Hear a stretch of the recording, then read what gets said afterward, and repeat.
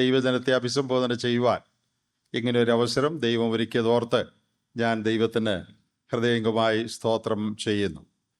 ഇന്നത്തെ കാലത്ത് ദൈവമക്കൾക്ക് ഏറ്റവും ആവശ്യമുള്ളത് എന്താണ് എന്ന് ചോദിച്ചാൽ, നിങ്ങളോട് തന്നെ ചോദിച്ചാൽ, നിങ്ങളിൽ പലരും പല മറുപടികൾ പറയും. എന്നാൽ മിക്കവാറും എല്ലാം ഏകദേശം ഒരേ മറുപടികൾ പറയുമെന്ന് ഞാൻ വിചാരിക്കുകയാണ്. വളരെ വ്യത്യസ്തമായ മറുപടികളായിരിക്കില്ല.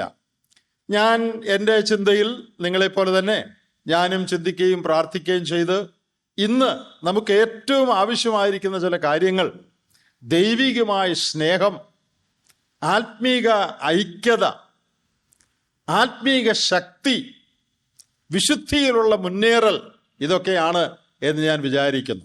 Divine love, divine unity, spiritual strength and increasing in personal holiness. ഈ 3-4 കാര്യങ്ങളാണ് നമ്മുടെ ഇന്നത്തെ ഏറ്റവും വലിയ ആവശ്യം. വേറെയും പല കാര്യങ്ങൾ നമുക്ക് കൂട്ടിച്ചേർക്കാൻ കഴിയും, അനേക കാര്യങ്ങളുണ്ട്. എന്നാൽ ഏറ്റവും പ്രധാനമായി ഈ കാര്യങ്ങൾ, സ്നേഹത്തിൽ നാം വർദ്ധിക്കണം, നമ്മുടെ ഐക്യത വർദ്ധിച്ചു വരാനായിട്ടിടയാകണം, നാം എല്ലാവരും ആത്മീകമായിട്ട് വളരെ ബലമുള്ളവരായി നമ്മുടെ അകത്തെ മനുഷ്യൻ വളരെ ബലപ്പെടണം. മാത്രമല്ല, അശുദ്ധി നിറഞ്ഞ ഈ ലോകത്തിൽ, ഭക്തികെട്ട ഈ ലോകത്തിൽ ഏറ്റവും വിശുദ്ധിയോടുകൂടെ അശുദ്ധിയുടെ നടുവിൽ വിശുദ്ധിയുടെ നിലവാരം ഉയർത്തിപ്പിടിച്ചുകൊണ്ടുള്ള ജീവിതങ്ങൾ നിങ്ങൾ ഞാനും നയിക്കണം. അതാണ് ഈ കാലഘട്ടത്തിൽ ഏറ്റവും വലിയ ആവശ്യങ്ങളിൽ ചിലത് എന്ന് ഞാൻ പറഞ്ഞാൽ നിങ്ങൾ എന്നോട് 100% യോജിക്കും എന്ന് ഞാൻ വിചാരിക്കുകയാണ്. വേറെയും ചില കാര്യങ്ങൾ ഒരുപക്ഷെ നമുക്ക് പറയാൻ സാധിച്ചേക്കാം. എന്നാൽ ഈ പറഞ്ഞ 3-4 കാര്യങ്ങളാണ് ഈ കാലഘട്ടത്തിൽ ഏറ്റവും ആവശ്യമായിട്ടുള്ളത് എന്ന് ഞാൻ വിചാരിക്കുന്നു. ഈ മേഖലകൾ ശരിപ്പെട്ടാൽ ജീവിതത്തിലെ എല്ലാ കാര്യങ്ങളും ശരിപ്പെടും. ദൈവത്തോടും മനുഷ്യനോടുമുള്ള സ്നേഹം, ദൈവത്തോടും അന്യോന്യമുള്ള സ്നേഹം, അത് ശരിയായാൽ അനേക പ്രശ്നങ്ങൾ പരിഹരിക്കപ്പെടും. നമ്മുടെ ഐക്യത വർദ്ധിച്ചാൽ ഒരുമിച്ച് കർത്താവിന് വേണ്ടി സാക്ഷ്യം വഹിക്കുവാൻ, ഫലകരമായി സാക്ഷ്യം വഹിക്കുവാൻ, അനേക കാര്യങ്ങൾ ചെയ്യുവാൻ ഈ പ്രദേശത്തുള്ള സഭകൾക്ക് സാധിക്കും. ആത്മീകമായി നാം ബലപ്പെട്ടാൽ ഏത് പോരാട്ടത്തെയും, ഏത് വൈഷമ്യത്തെയും, ഏത് എതിർപ്പിനെയും, ഏത് പ്രതിസന്ധികളെയും, ഏത് പരിശോധനയെയും നേരിടുവാനുള്ള കരുത്ത് നാം ആർജിക്കും. മാത്രമല്ല, അശുദ്ധി കൊണ്ട് നിറഞ്ഞിരിക്കുന്ന ഈ ലോകത്തിൽ ഏതെല്ലാം നിലയിൽ അശുദ്ധിയുടെ വഴികളിലേക്ക് ആളുകൾ പോയിക്കൊണ്ടിരിക്കുന്ന, വിശ്വാസികളുടെ ജീവിതത്തിൽ തന്നെ വളരെ അശുദ്ധി നിറഞ്ഞുകൊണ്ടിരിക്കുന്ന ഈ കാലത്ത്, അതിന്റെ മധ്യത്തിൽ ദൈവമക്കൾ, വിശുദ്ധനായ ദൈവത്തിന്റെ മക്കൾ, ഞാൻ വിശുദ്ധനാകിയാൽ നിങ്ങളും വിശുദ്ധരായിരിപ്പീനെന്ന് പറഞ്ഞ ആ ദൈവീക സ്റ്റാൻഡേർഡിലേക്ക് ഉയരുവാൻ നമുക്ക് സാധിച്ചാൽ ദൈവത്തിന്റെ ഹൃദയത്തിന് വളരെ സന്തോഷം നൽകുന്ന ഒരു കാര്യമായിരിക്കും അത് എന്ന് ഞാൻ വിചാരിക്കുന്നു. അതുകൊണ്ട് നിങ്ങളും എന്നോടൊപ്പം ഈ ദിവസങ്ങളിൽ ഈ കാര്യങ്ങൾ വളരെ പ്രകാശിച്ച് നമ്മുടെ ഹൃദയങ്ങളിൽ ദൈവത്തിന്റെ പരിശുദ്ധാത്മാവ് നൽകേണ്ടതിന് കേവലം കുറെ പ്രസംഗം കേൾക്കുക എന്നുള്ളതല്ല, ദൈവത്തിന്റെ ശബ്ദം ഈ ദിവസങ്ങളിൽ നാം കേൾക്കുവാൻ, കേൾക്കുന്നതിന്റെ ഫലമായി നമ്മുടെ ജീവിതം രൂപാന്തരപ്പെടുവാൻ, കറക്റ്റ് ചെയ്യാനായിട്ട് ഇടയാകണം. ഈ കേൾക്കുന്ന കാര്യങ്ങൾക്ക് അനുസരണമായി, എന്നോട് ദൈവം ഓർപ്പിക്കുന്ന, സംസാരിക്കുന്ന കാര്യങ്ങൾക്ക് അനുസരണമായി എൻ്റെ പ്രായോഗിക ജീവിതത്തിൽ ചിലത് ചെയ്യുവാൻ, ചില വ്യത്യാസങ്ങൾ വരുത്തുവാൻ എനിക്ക് സാധിക്കണം.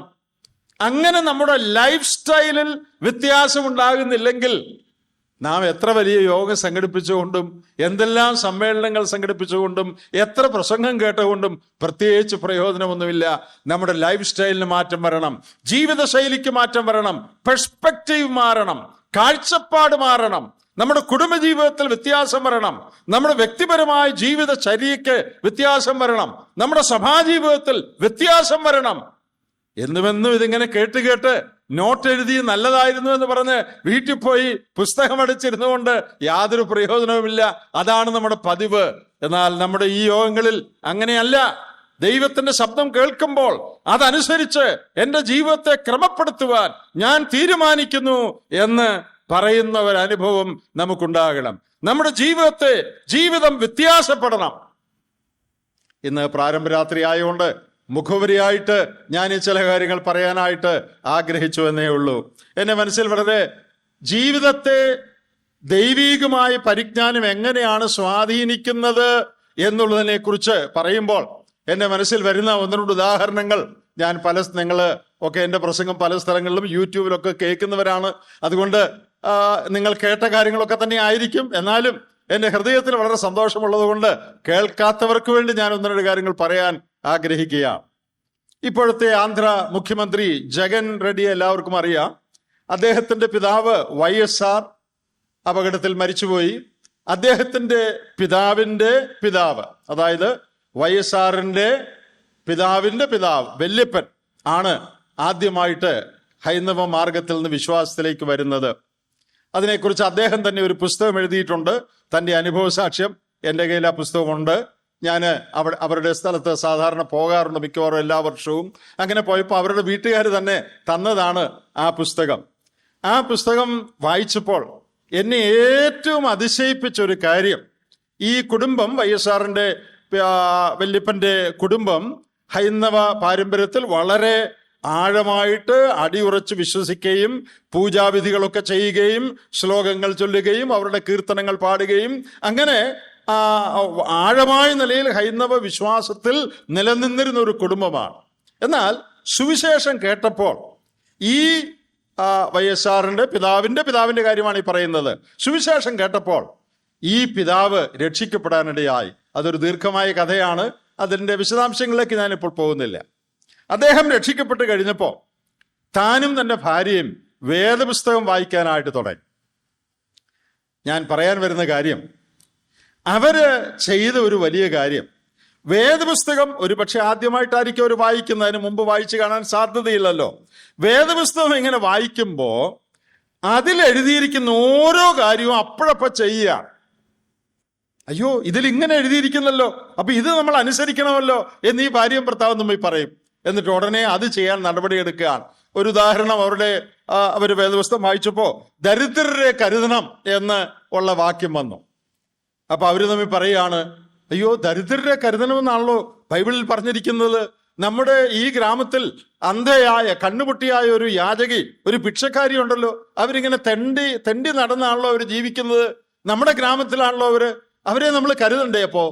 അപ്പോ ഇന്ന് മുതൽ ഇനി അവർ മരിക്കുന്നത് വരെ അവരുടെ സകല ചെലവും നമുക്ക് നടത്തി കൊടുക്കണമെന്ന് പറഞ്ഞ് ഈ സ്ത്രീയെ സംരക്ഷിക്കാനായിട്ട് ഈ അപ്പനും അമ്മയും തീരുമാനിച്ചു.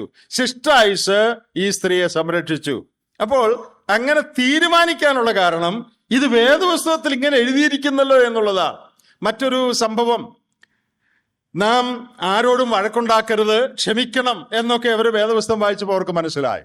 അവരുടെ ഒരു മകൻ, അതായത് ഈ അപ്പൻ്റെ ഒരു മകൻ ആ ഗ്രാമത്തിൽ ഒരു സ്ത്രീയുമായിട്ടൊരു വഴക്കുണ്ടാക്കി, ഏതോ ഒരു കാര്യത്തിന് ഒരു ചണ്ടയുണ്ടാക്കി. ഇത് ഈ അപ്പൻ കേട്ടപ്പോൾ ഈ മകനോട് പറഞ്ഞു, നീ പോയി ആ സ്ത്രീയോട് ക്ഷമ ചോദിക്കാൻ പറഞ്ഞു. നിങ്ങൾ ഒരു കാര്യം ഓർക്കണം, സമൂഹത്തിലെ വളരെ ഉയർന്ന ആളുകളാണ് അവരാരോടും ക്ഷമ ചോദിക്കുന്ന പ്രശ്നം ഉദിക്കുന്നില്ല. അത്രയ്ക്ക് ഉന്നതന്മാരായ ആളുകളാണ് അവര്. സമൂഹത്തിൽ റെഡ്ഡിമാരാണ്, ഉന്നത കുലജാതന്മാരാണ്, വലിയ ആളുകളാണ്. അപ്പോൾ ഈ മകൻ പോയി ആ സ്ത്രീയോട് ക്ഷമ ചോദിച്ചു. അപ്പൊ ആ സ്ത്രീ പറഞ്ഞു, നീ ഇങ്ങനെ ക്ഷമ ചോദിച്ചുകൊണ്ടൊന്നും ഞാൻ വിട്ടുകളയാൻ പോകുന്നില്ല ഈ കാര്യം. നീ എന്നോട് വളരെ മോശമായിട്ടാണ് പെരുമാറി, അതുകൊണ്ട് ഞാനിത് ക്ഷമിക്കയില്ല എന്ന് പറഞ്ഞു.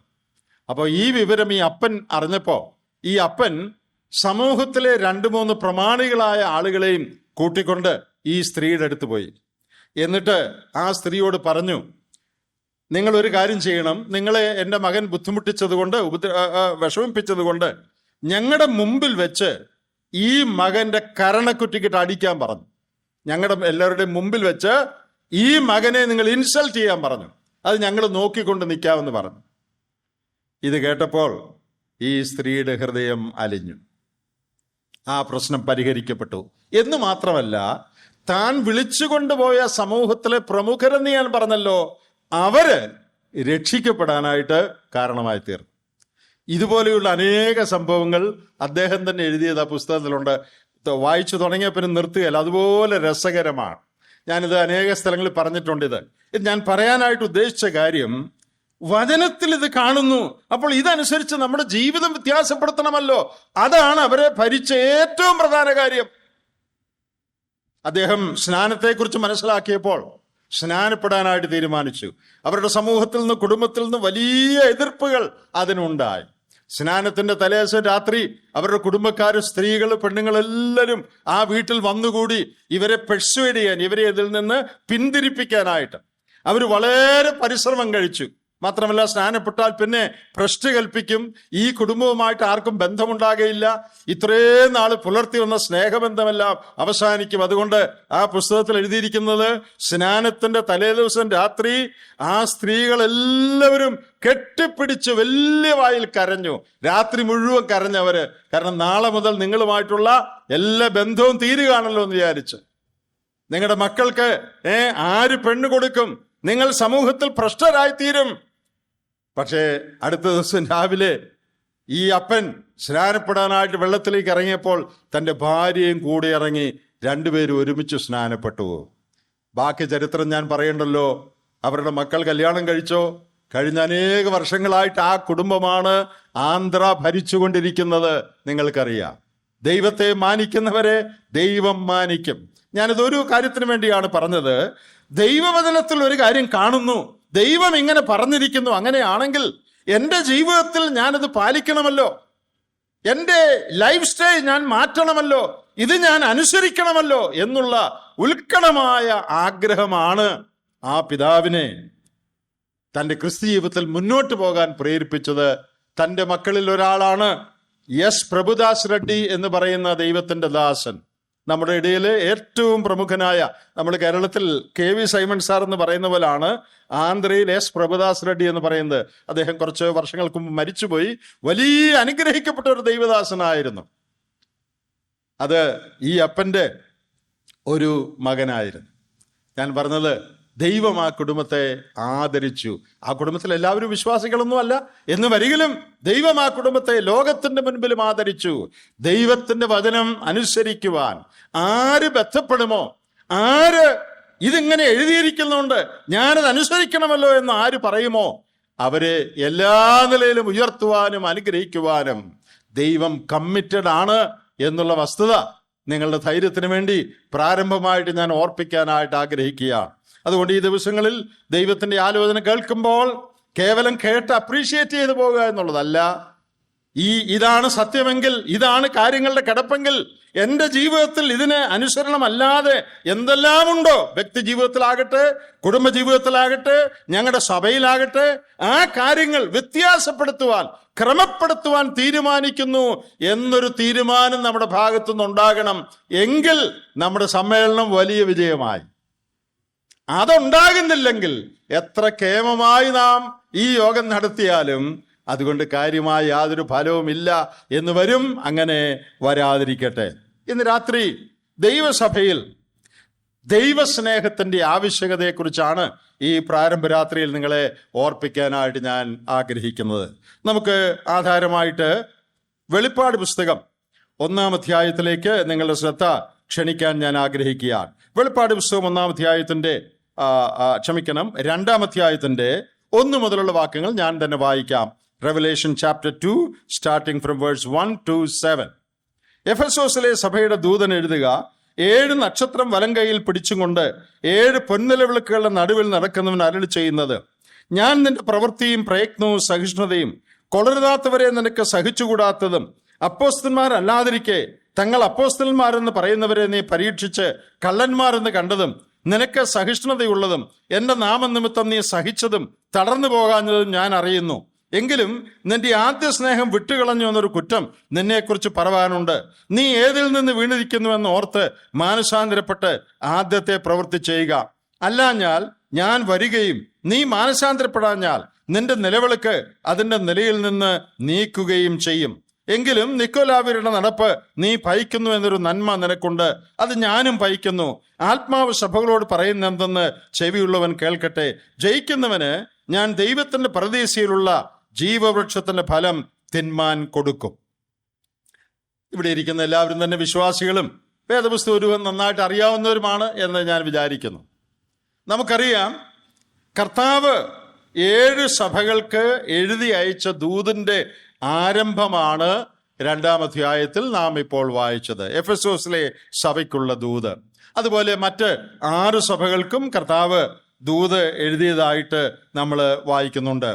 ഈ 7 ദൂതുകളും ലെറ്റേഴ്സും ലേഖനങ്ങളും നാം വായിച്ചു നോക്കുമ്പോൾ, എഴുത്തുകൾ വായിച്ചു നോക്കുമ്പോൾ, they were letters of evaluation. ഈ 7 സഭകളെയും കർത്താവ് വിലയിരുത്തുന്ന എഴുത്തുകളാണത് എന്ന് നമുക്ക് വേഗത്തിൽ തന്നെ മനസ്സിലാകും. അവർക്കുള്ള നന്മവശങ്ങൾ എന്തൊക്കെയാണ്, അവർക്കുള്ള ദോഷവശങ്ങൾ എന്തൊക്കെയാണ്, തിരുത്താൻ വല്ലതുമുണ്ടോ, ഉണ്ടെങ്കിൽ എന്താണ് അവർ തിരുത്തേണ്ടത്, എന്താണ് അതിനുള്ള പ്രതിവിധി, എങ്ങനെയാണ് തിരുത്തേണ്ടത്, ഈ കാര്യങ്ങളാണ് ഇതിനകത്ത് പറയുന്നത്. ഈ 7-ൽ 5 സഭകളോടും അവരുടെ കുറവുകൾ കാണിച്ച് അവർ മാനസാന്തരപ്പെടണം, തിരുത്തണമെന്ന് പറയുന്നുണ്ട്. 2 സഭകളോട് മാത്രം അവരുടെ നന്മവശങ്ങൾ മാത്രമേ പറയുന്നുള്ളൂ. തിരുത്തുവാൻ, മാനസാന്തരപ്പെടുവാൻ ആവശ്യമായ കാര്യങ്ങളൊന്നും കർത്താവ് ചൂണ്ടിക്കാണിക്കുന്നില്ല. അപ്പോൾ ഈ 7 സഭകളെയും കർത്താവ് ഒന്ന് അസസ് ചെയ്യാണ്. Assessment of all the 7 assemblies, evaluation, ഒരു വിലയിരുത്തലാണ് നാം ഇവിടെ കാണുന്നത്. അത് കർത്താവ് തന്നെ നേരിട്ട് നടത്തുന്നതായിട്ടാണ് മനസ്സിലാക്കുന്നത്. പൗലോസ് അപ്പോസ്തലനോ അല്ലെങ്കിൽ യോഹന്നാൻ അപ്പോസ്തലനോ അവർ ഈ സഭകളെ കുറിച്ച് അവരുടെ പരിജ്ഞാനത്തിൽ നിന്ന് നടത്തുന്ന വിലയിരുത്തലുകളല്ല, കർത്താവ് തന്നെ ഡയറക്റ്റ് ആയിട്ട് നേരിട്ട് വിലയിരുത്തുന്നതായിട്ടാണ് നാം ഇവിടെ വായിക്കുന്നത്. അതിലവരുടെ നല്ല കാര്യങ്ങളും ചീത്ത കാര്യങ്ങളും ഒരുപോലെ പറയുന്നതായിട്ട് നമുക്ക് കാണാനായിട്ട് കഴിയും. ഈ കർത്താവ് വിലയിരുത്തുന്ന ഈ കർത്താവിനെ കുറിച്ച് അതിൻ്റെ 2-ാം അധ്യായത്തിൻ്റെ ആദ്യം നാം വായിക്കുന്നത് 1:13 നാം വായിക്കുന്നത്, പൊൻനിലവിളക്കുകളെയും നിലവിളക്കുകളുടെ നടുവിൽ കർത്താവിനെയും കണ്ടു, മനുഷ്യപുത്രനോ സദൃശനായവനെ കണ്ടു എന്നാണ്. നിലവിളക്കുകളുടെ നടുവിൽ. 2-ാം അധ്യായത്തിന്റെ 1-ാം വാക്യത്തിൽ 7 പൊൻനിലവിളക്കുകളുടെ നടുവിൽ നടക്കുന്നവൻ അരുളി ചെയ്യുന്നു. എന്താ ഈ പൊൻനിലവിളക്ക്? 1-ന്റെ ഒടുവിൽ അത് പറഞ്ഞിട്ടുണ്ട്, 7 നിലവിളക്ക് 7 സഭകളാകുന്നു. അപ്പോൾ ഈ സഭകളുടെ നടുവിൽ കൂടെ നടക്കുന്നവൻ അരുളി ചെയ്യുന്നു എന്നാണ് പറയുന്നത്. 7 സഭകളുടെ നടുവിൽ കൂടെ നടക്കുന്നവൻ അരുളി ചെയ്യുന്നു. അത് നമ്മുടെ മനസ്സിൽ കൊണ്ടുവരുന്ന ചിന്തകൾ എന്താണ്?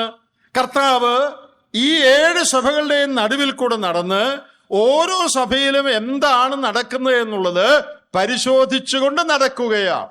അവന് നേരിട്ടുള്ള അറിവ് ഈ 7 സഭകളെയും കുറിച്ചുണ്ട്. He is examining what is happening in each church. ഓരോ സഭയിലും എന്താണ് നടക്കുന്നതെന്ന് അതിന്റെ നടുവിൽ കൂടെ നടന്ന് അവൻ നോക്കിക്കൊണ്ടിരിക്കുക. ആ നേരിട്ടുള്ള അറിവ് കർത്താവിന് ഉണ്ട്.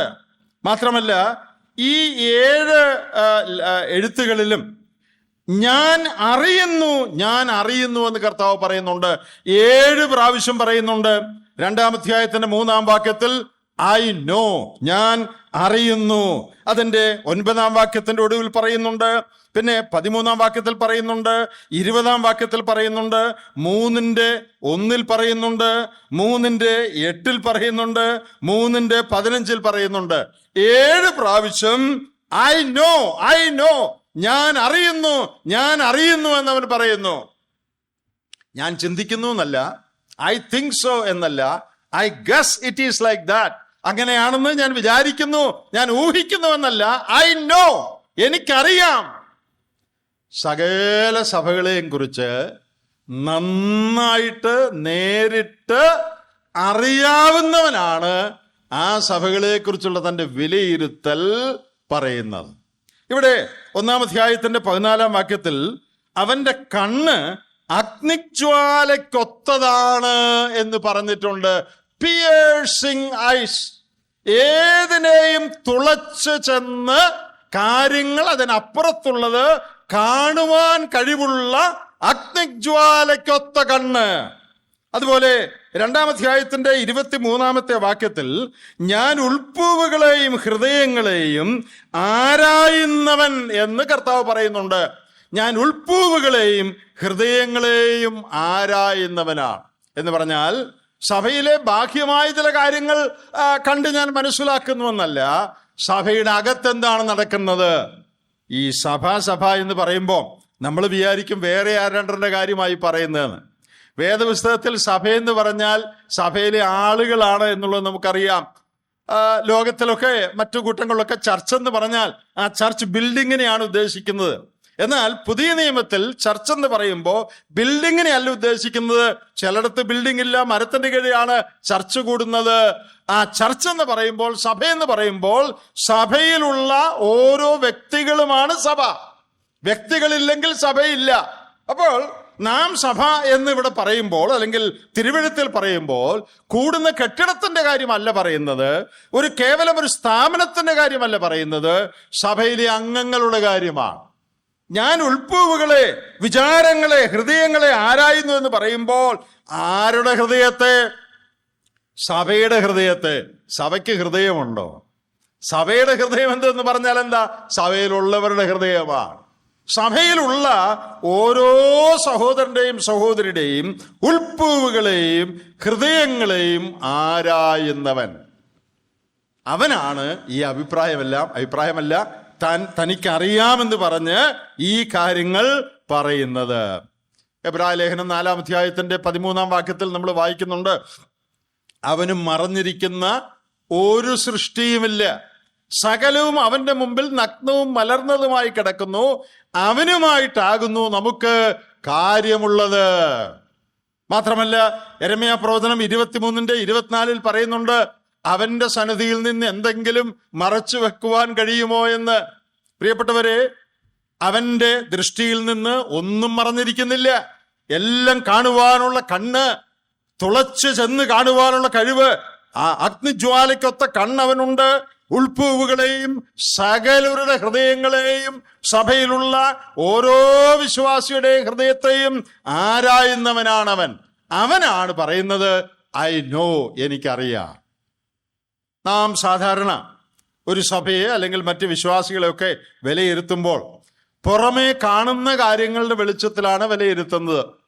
ആരോ പറഞ്ഞിട്ടുണ്ട്, ഒരാളിൽ 3 ആളുകൾ സ്ഥിതി ചെയ്യുന്നു.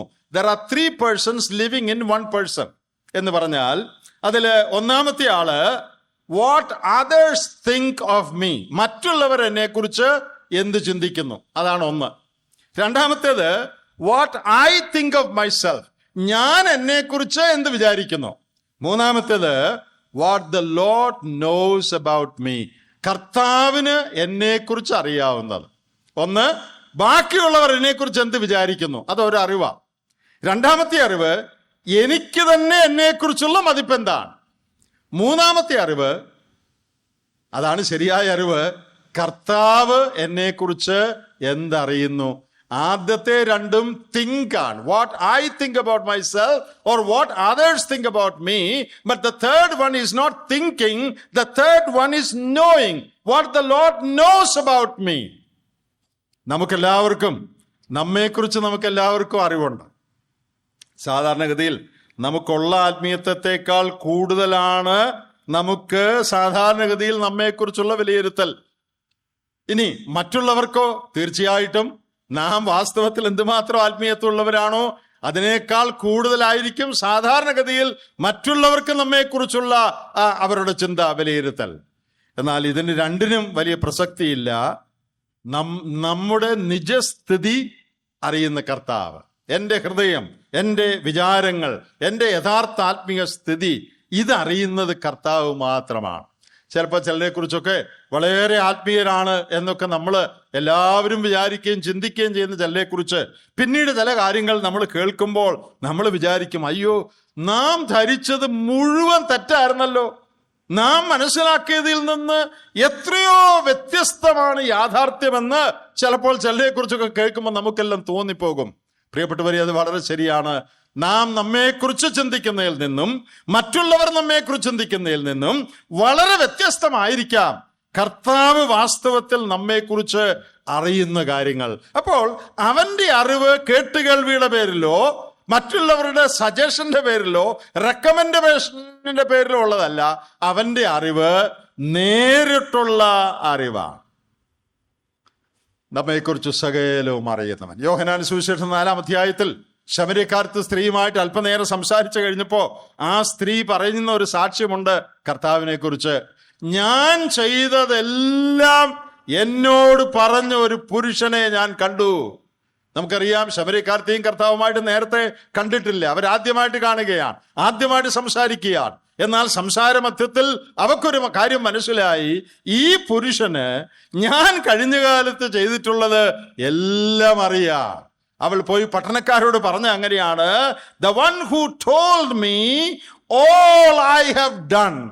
ഞാൻ കഴിഞ്ഞ കാലത്ത് ചെയ്തിട്ടുള്ളത് സകലവും അറിയാവുന്ന ഒരാളെ ഞാൻ കണ്ടു. ഇന്ന് രാത്രി നാം ഓരോരുത്തരും മനസ്സിലാക്കേണ്ടത് അതാണ്. നമ്മുടെ ജീവിതത്തിലെ സകല രഹസ്യങ്ങളും അറിയാവുന്ന, നമ്മുടെ സകല ചിന്തകളും അറിയാവുന്ന, നമ്മുടെ സകല ഇടപാടുകളും അറിയാവുന്ന, സകല സാമ്പത്തിക ഇടപാടുകളും അറിയാവുന്ന, നമ്മുടെ ധാർമ്മിക ജീവിതത്തെ അറിയാവുന്ന, നമ്മുടെ ബന്ധങ്ങളെ അറിയാവുന്ന, നാം മറ്റുള്ളവരെ കുറിച്ച് എന്ത് ചിന്തിക്കുന്നു അതറിയാവുന്ന, നമ്മെക്കുറിച്ച് സകലവും അറിയാവുന്ന ഒരുവന്റെ ഇവാലുവേഷന്റെ മുമ്പിലാണ് ഇന്ന് രാത്രി നാം ഇരിക്കുന്നത്. അവനാണ് ഇന്ന് രാത്രി നമ്മോട് സംസാരിക്കുന്നത്.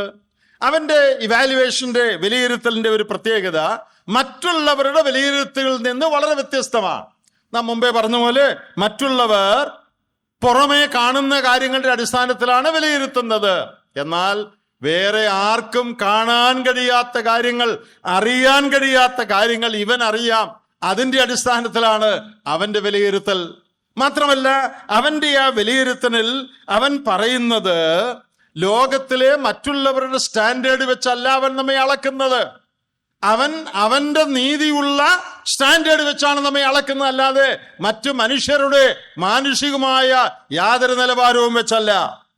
അവന്റെ സ്റ്റാൻഡേർഡ്, തുലാസിൽ നിന്നെ തൂക്കി കുറവുള്ളവനായി കണ്ടിരിക്കുന്നു എന്ന് നാം വായിക്കുന്ന പോലെ, മനുഷ്യന്റെ തുലാസിൽ നമ്മെ തൂക്കിയാൽ വലിയ കുഴപ്പമില്ലാതിരിക്കും. എന്നാൽ ദൈവത്തിന്റെ തുലാസിൽ, അവന്റെ സ്റ്റാൻഡേർഡിൽ നമ്മെ തൂക്കി നോക്കുമ്പോൾ, അവന്റെ നിലവാരത്തിൽ ദൈവം നമ്മെ നോക്കുമ്പോൾ, അപ്പോഴാണ് നമ്മുടെ കുറവുകൾ മനസ്സിലാക്കാനായിട്ട് സാധിക്കുന്നത്. കർത്താവിന്റെ വിലയിരുത്തൽ അത് സത്യമാണ്, അത് എക്സാക്റ്റ് ആണ്, അതിൽ ടച്ചപ്സ് ഒന്നുമില്ല. എന്ന് പറഞ്ഞാൽ ഫോട്ടോ സ്റ്റുഡിയോയിൽ കറുത്തയാളെ വെളുത്താക്കാനും വെളുത്തയാളെ കറുത്താക്കാനും ഒക്കെ അവർക്കറിയാം. ഒന്ന് ടച്ചപ്പ് ചെയ്താൽ മതി, ആള് വിരൂപനെ സുന്ദരനാക്കാൻ കഴിയും. കർത്താവിന്റെ ഈ വിലയിരുത്തലിൽ യാതൊരു ടച്ചപ്സും ഇല്ല. ഉള്ളതുപോലെ പറയുകയാ, കറക്റ്റായിട്ട് എക്സാക്റ്റ് ആയിട്ട് പറയുകയാ. ദൈവത്തിന്റെ വിലയിരുത്തൽ, ദൈവത്തിന്റെ വിലയിരുത്തൽ എന്താണ് എന്ന് നമുക്ക് ബോധ്യപ്പെട്ടാൽ ദൈവസന്നിധിയിൽ വിനയപ്പെടുവാനും നിലവിളിക്കുവാനും അനുദപിക്കുവാനും നമുക്ക് സാധിക്കും. പലപ്പോഴും ദൈവം എങ്ങനെ വിലയിരുത്തുന്നു എന്ന് ചിന്തിക്കാത്ത കൊണ്ടാണ് എനിക്ക് വലിയ കുഴപ്പമില്ല എന്ന് നാം ചിന്തിക്കുന്നത്. നമ്മുടെ വിലയിരുത്തലുകൾ പലപ്പോഴും മറ്റുള്ളവരുമായിട്ടുള്ള കമ്പാരിസണിലാണ്. ലൂക്കോസിന്റെ സുവിശേഷത്തിൽ കർത്താവ് പറഞ്ഞ ഒരു ഉപമ നമുക്കെല്ലാവർക്കും അറിയാം. ലൂക്കോസ് സുവിശേഷത്തിൽ കർത്താവ് പരീശന്റെയും ചുങ്കക്കാരന്റെയും ഉപമ പറഞ്ഞു. ആ ഉപമയിൽ രണ്ടുപേര് പ്രാർത്ഥിക്കാൻ പോയി. എല്ലാവർക്കും അറിയാമല്ലോ, അതുകൊണ്ട് ഞാൻ ഓടിച്ചു പറയട്ടെ. പരീശൻ നിന്നുകൊണ്ട് തന്നോട് തന്നെ പറഞ്ഞ കാര്യങ്ങൾ അവിടെ എഴുതിയിട്ടുണ്ട്. അവന്റെ ഉപവാസത്തെക്കുറിച്ചും അവൻ ദശാംശം കൊടുക്കുന്നതിനെ കുറിച്ചും ഒക്കെ പറഞ്ഞ് തന്നെ തന്നെ പ്രശംസിച്ചു. അവൻ വന്നതുപോലെ തിരിച്ചുപോയി. എന്നാൽ നാം ചുങ്കക്കാരനെ കുറിച്ച് വായിക്കുന്നത്, പരീശന്റെ പ്രാർത്ഥനയിൽ അനേക വാചകങ്ങളും ക്ലോസും സബ് ക്ലോസും കമ്പാരിസണും ഒക്കെ ഉണ്ടായിരുന്നു. ഈ നിൽക്കുന്നവനെ പോലെ അല്ല എന്നൊക്കെ അതിനിടയ്ക്ക് പറഞ്ഞു. എന്നാൽ ഈ ചുങ്കക്കാരന്റെ പ്രാർത്ഥന നല്ലൊരു പ്രാർത്ഥനയാ. ഒറ്റ സെന്റൻസേ ഉള്ളൂ ചുങ്കക്കാരന്റെ പ്രാർത്ഥനയിൽ. ക്ലോസും സബ് ക്ലോസും വിശേഷണവും ഒന്നുമില്ല, ആകെ ഒറ്റ വാചകം: പാപിയായ എന്നോട് കരുണയുണ്ടാകണമേ. നാം ആ ചുങ്കക്കാരനെ കുറിച്ച് വായിക്കുന്നത്, അവൻ മുഖമുയർത്തുവാൻ മടിച്ചുകൊണ്ട്, സ്വർഗത്തേക്ക് നോക്കുവാൻ മടിച്ചുകൊണ്ട് തല താഴ്ത്തി. വേറൊരു കാര്യം കൂടെ പറഞ്ഞിട്ടുണ്ട്, അവൻ മാറത്തടിച്ചു എന്ന് പറഞ്ഞിട്ടുണ്ട്. സെയിന്റ് അഗസ്റ്റിൻ ആണെന്ന് തോന്നുന്നു ഈ ഭാഗത്തെക്കുറിച്ച് പറഞ്ഞിട്ടുണ്ട്. മാറത്തടിച്ചു എന്ന് പറഞ്ഞാൽ he's condemning what lies behind the breast. അവന്റെ നെഞ്ചിനുള്ളിലുള്ള അകൃത്യം, കറപ്ഷൻ കണ്ട് അതിനെ അവൻ കുറ്റം വിധിക്കുക. അതാണ് മാറത്തടിച്ചെന്ന് പറഞ്ഞാൽ. ഈ മാറിനുള്ളിൽ എന്താ ഉള്ളത്, അതിനെ അവൻ കുറ്റം വിധിക്കുക. അങ്ങനെ കുറ്റം വിധിക്കാനുള്ള കാരണം എന്താണെന്നറിയാമോ? അവന്റെ സ്റ്റാൻഡേർഡ് അവനേക്കാൾ മോശമായൊരു ചുങ്കക്കാരനായിരുന്നില്ല. അവന്റെ സ്റ്റാൻഡേർഡ് ദൈവമായിരുന്നു. ദൈവത്തിന്റെ നിലവാരത്തിൽ നോക്കുമ്പോൾ ഞാൻ ഏറ്റവും കൊള്ളരുതാത്തവൻ, എന്നാൽ പരീശന്റെ സ്റ്റാൻഡേർഡ് ആരായിരുന്നു? പരീശന്റെ സ്റ്റാൻഡേർഡ് ഈ ചുങ്കക്കാരനായിരുന്നു. നിങ്ങൾ ആ ഉപമയിൽ തന്നെ ഒത്തിരി കാര്യങ്ങൾ പഠിക്കാനുണ്ട്. ആ പരീശൻ ചെയ്ത ഒരു ചെയ്ത്ത് എന്താണെന്നറിയാമോ? ലോകത്തിലെ സകല മനുഷ്യരെയും ആ പരീശൻ രണ്ടായിട്ട് തിരിച്ചു. അതിലൊരു ഭാഗത്ത് ഞാൻ, പിന്നെ മറ്റേ ഭാഗത്ത് ലോകത്തിലെ സകല മനുഷ്യരും. പരീശൻ എന്താ പറഞ്ഞെന്നറിയാമോ? ശേഷം മനുഷ്യരെ പോലെ ഞാനല്ല. അപ്പൊ ലോകത്തിലെ മനുഷ്യവർഗത്തെ മുഴുവൻ രണ്ടായിട്ട് പരീശൻ തിരിച്ചു. ഒരു സൈഡിൽ ഞാൻ, മറ്റേ സൈഡിലോ ശേഷം സകല മനുഷ്യരും. അവന്റെ കമ്പാരിസൺ മറ്റുള്ളവരുമായിട്ടായിരുന്നു. നമ്മൾ പലപ്പോഴും അങ്ങനെയാണ്. ഏതായാലും ഈ പ്രസംഗിക്കുന്നവരെക്കാൾ ഞങ്ങൾ ഗുണമാ, മൂപ്പന്മാരെക്കാൾ ഏതായാലും ഗുണമാ, ഉപദേശിമാരെക്കാൾ ഏതായാലും ഞങ്ങൾ മെച്ചമാ എന്നൊക്കെ പറയുന്ന ആളുകളെ നിങ്ങളും കണ്ടു കാണും.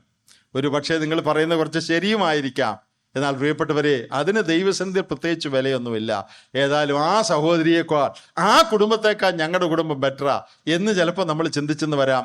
ആ സഹോദരനേക്കാൾ ഞാൻ എൻ്റെ ആത്മീയത്തെ കുറച്ചുകൂടെ നല്ലതാ, അദ്ദേഹം ചെയ്യുന്ന പോലൊന്നും ഞാൻ ചെയ്യുന്നില്ലല്ലോ എന്നൊക്കെ നമ്മൾ പറഞ്ഞെന്ന് വരാം. അതല്ല അല്പം സത്യവും കണ്ടെന്ന് വരാം. എന്നാൽ പ്രിയപ്പെട്ടവരെ, ദൈവത്തിന്റെ സന്നിധിയിൽ കാലെണ്ണയുടെ വില ആ അസസ്മെന്റിനില്ല. ഈ ചുങ്കക്കാരൻ മാറത്തടിച്ച് നിലവിളിക്കാനുള്ള കാരണം അവൻ ദൈവത്തെ തന്റെ സ്റ്റാൻഡേർഡായി കണ്ടതുകൊണ്ടാണ്. അവന് വേണേ പറയായിരുന്നു, ഞാൻ കാര്യം കുഴപ്പക്കാരനൊക്കെയാണ്, എന്നാലും ആ മറ്റേ ചുങ്കക്കാരനുണ്ടല്ലോ, അയ്യോ അവൻ പാവപ്പെട്ടവരുടെ നിന്ന് പോലും കാശ് പിടുങ്ങുന്നവനാണ്, ഞാനാണേ കാശുള്ളവരുടെ നിന്നേ മേടിക്കാറുള്ളൂ, ഇവൻ ഏത് മനുഷ്യന്റെ കയ്യിൽ നിന്നും പിടുക്കും, അവനെ പോലെ ഞാൻ അല്ലാത്തോണ്ട് സ്തോത്രമെന്ന് വേണമെങ്കിൽ ആ ചുങ്കക്കാരന് പറയാമായിരുന്നു. അവന്റെ സ്റ്റാൻഡേർഡ് ദൈവമാണ്, പരീശന്റെ സ്റ്റാൻഡേർഡ് മറ്റേ ആളാണ്. അതുകൊണ്ടാണ് അവന് നിലവിളി വരാഞ്ഞത്, അതുകൊണ്ടാണ് അവൻ മാറത്തടിക്കാഞ്ഞത്, അതുകൊണ്ടാണ് അവൻ അവനെ തന്നെ കൺഗ്രാജുലേറ്റ് ചെയ്തത്. എന്നാൽ ആ ചുങ്കക്കാരന്റെ സ്റ്റാൻഡേർഡ് ദൈവമായിരുന്നു. നമ്മുടെ ആത്മീയ ജീവിതത്തിൽ പലപ്പോഴും ശരിയായൊരു വിലയിരുത്തൽ നടക്കുന്നില്ല.